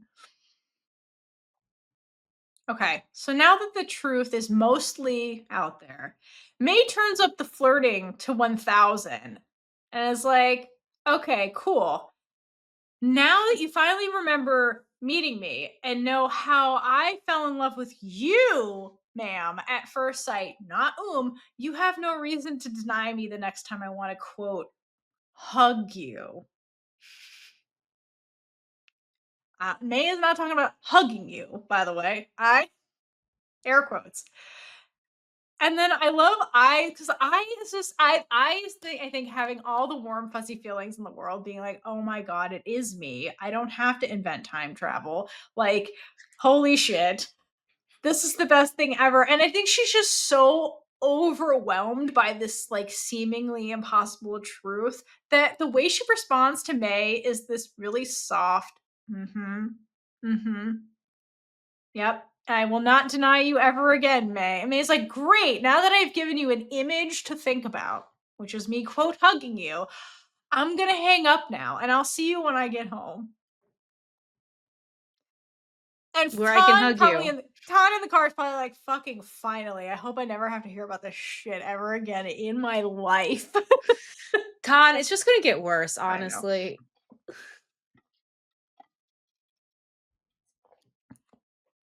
Did you have anything else to say about that? No. Okay. Okay, so then May hangs up the phone, and then we cut back over to and I excitedly freaks out in May's room, and it's like the cutest fucking thing ever. How happy she is because she's like, finally, it's me. I was May's first love.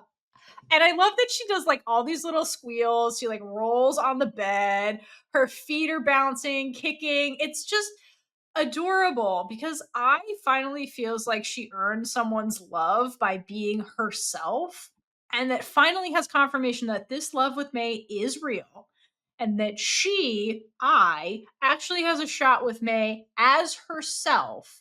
And so we don't got to invent time travel, girl. Everything is fine. Everything's going to be fine. She looks like an excited teenager here, and this is probably what Yes. May's head was doing on the inside when she first met her. Like, "Oh my Yes. god, this woman's so pretty. I can't handle it." But she's a lot more reserved. Yeah, no, this is definitely like teenage. This is a teenager freak. This is like shit Angsa did in 23.5. It's Yeah, like I was gonna say that, yeah. that energy of like an excited teenager. You're right, because like this is I's first love, and that so like it does fit. That makes sense. I love the little foot bounce that she keeps doing. It's so cute. They're just like, I have so much energy. It's so cute. She's Also, also she's so drunk. drunk. She's also drunk, which makes this funnier. Okay. So then after she starts freaking out, then asks no one, when will May come back? I want to hug her now. Like the lovesick puppy that she is, she then whines. She's like, what am I going to do? I have to wait. Aw. She starts whining, which is my favorite part. So, okay. So I was being real happy, like a fucking love struck teenager, like you said. And then it cuts from that adorable moment to Tan and May. And Tan's like, why the fuck can't you just tell her the truth? What the fuck? Like, why? Why did we have to do this circumnavigate the globe thing when we could have done a straight line and gotten right to the answer? Just say it, May. Just, put me out of my misery. Just put us all out of our misery. And then May confirms that she took our advice and employed the maid to help us. Like, and she definitely planted that shit so that she'd remember this shit on her own. She's like, God damn it, May, you're real something. And then she's like, listen, Ton, if I confesses about the pretense,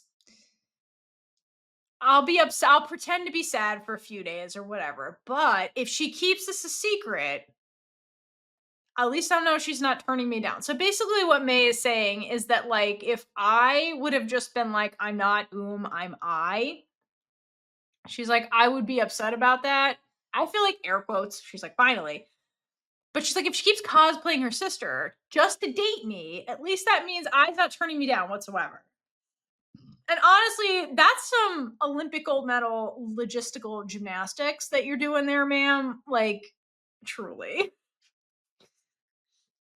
Seriously, also the fact that she's gonna be upset for a few days, like, just tell her. Listen, right. I was like, what is wrong with you sometimes, Why are May? you playing games still, even if she comes clean? I don't know. I don't know. I Because then don't there's know. still a secret in the relationship that Correct. you know who she is. Just get the Correct.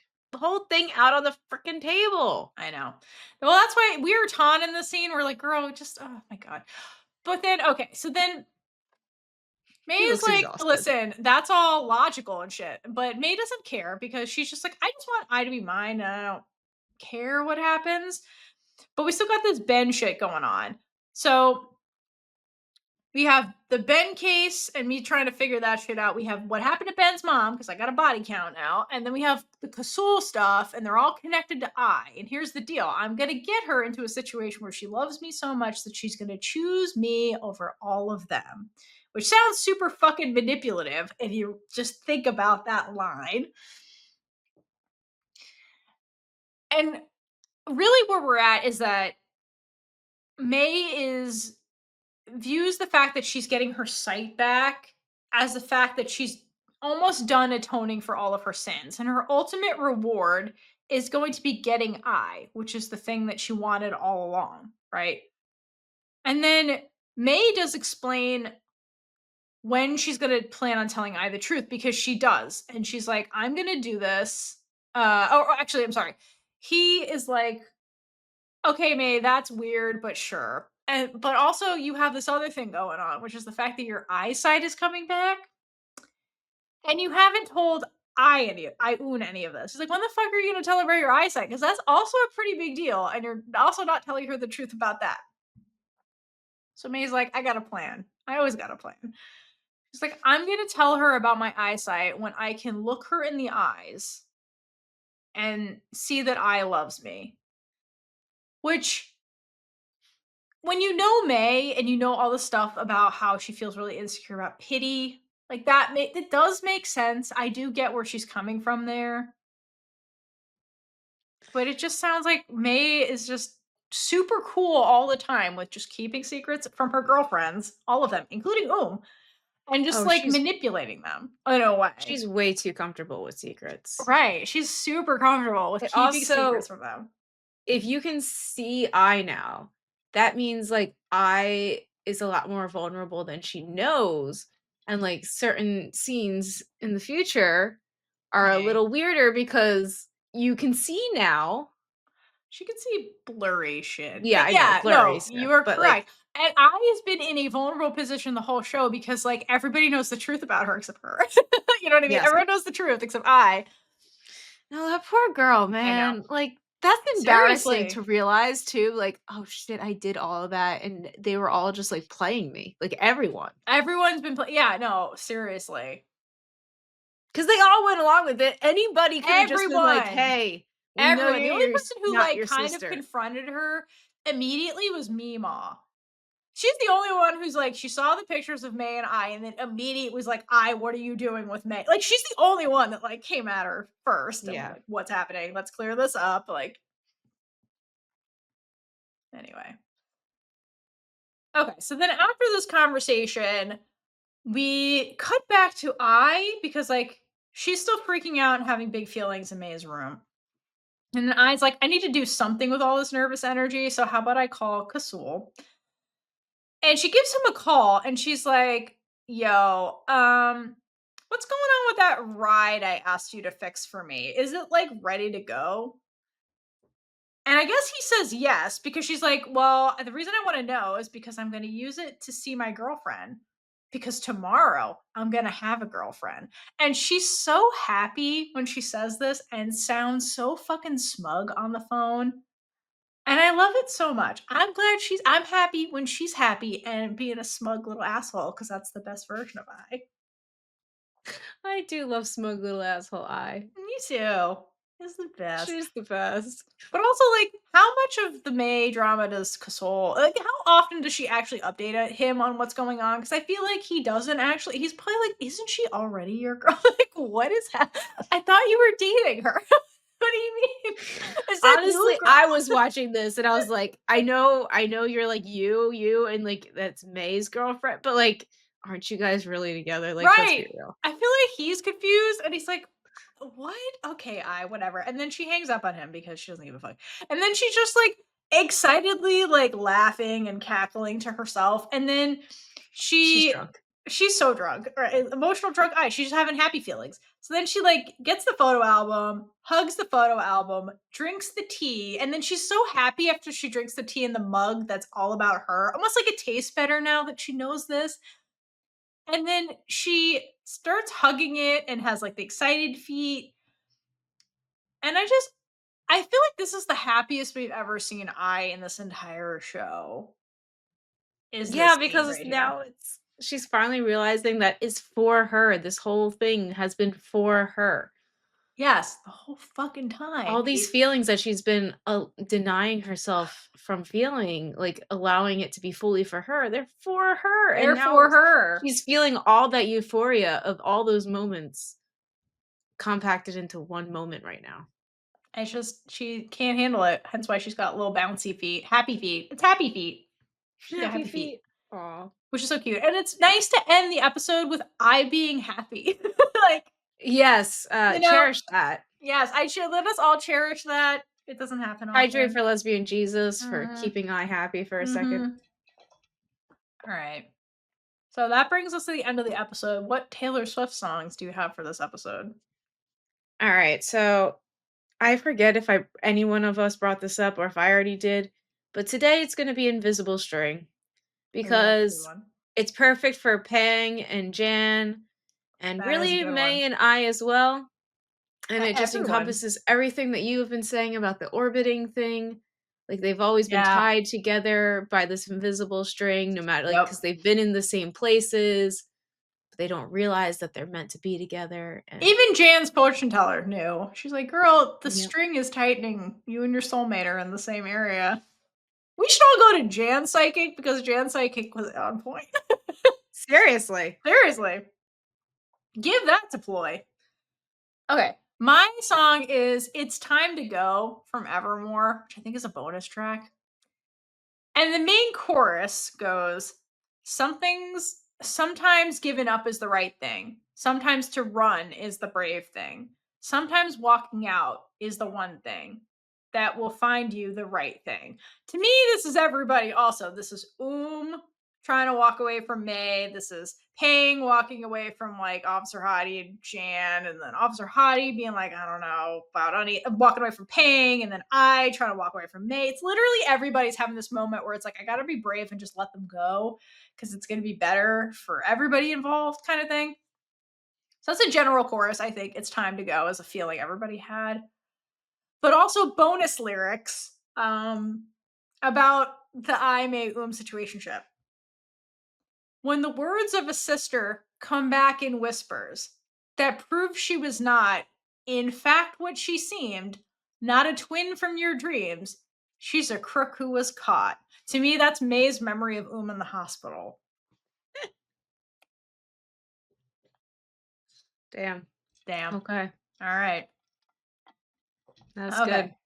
I think we already gave out our Big Gay Energy We did Awards. give everybody Get Energy Awards. Would you like to repeat them?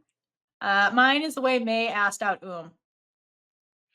And mine is Jan shooting her shot again and making Officer Hottie do a spit take. That was great. Good old Jan. Yep. Okay, so if you made it this far in the episode, congratulations. You are a hero because, again, our episodes are long, but we love everybody who sticks around and just shows up for us as we show up for Pluto all together. So we want to know, use this word in a comment or a review. Again, I would love to see how you use this in a review. But today's word that we want you to use is the word soulmate. Aw, that's a good So, one. however you would like to use it, it's All up to right. you. Only you can decide how to use the word soulmate. Absolutely. Well done, Caitlin. And with Thank you. that, I think we've come to a conclusion with Pluto. I think for next week, hold on one second. I think we're skipping a Pluto week and we'll be talking about Queendom. Yes. Yes. So okay. So our next episode after this that we're publishing is an episode about why we loved Queendom. And there's a lot of fucking reasons why we loved Queendom. So if you haven't seen Queendom, go fucking watch Queendom. It is all out. It is awesome. Go watch it and then come back to our episode where we're gonna talk about everything we loved about it. It was a fantastic show. What a great show. So we'll be doing that. And then the week after that, we'll be back to talk about episode 9. Woo! Woo! And All until next right. time, hydrate for Lesbian Jesus. And gate up all over the place. Bye. And with that, we've been Big Gay Energy. If you like this episode, check out all our other episodes right here on YouTube. Please like, leave a comment below, and subscribe for more amazing super gay content.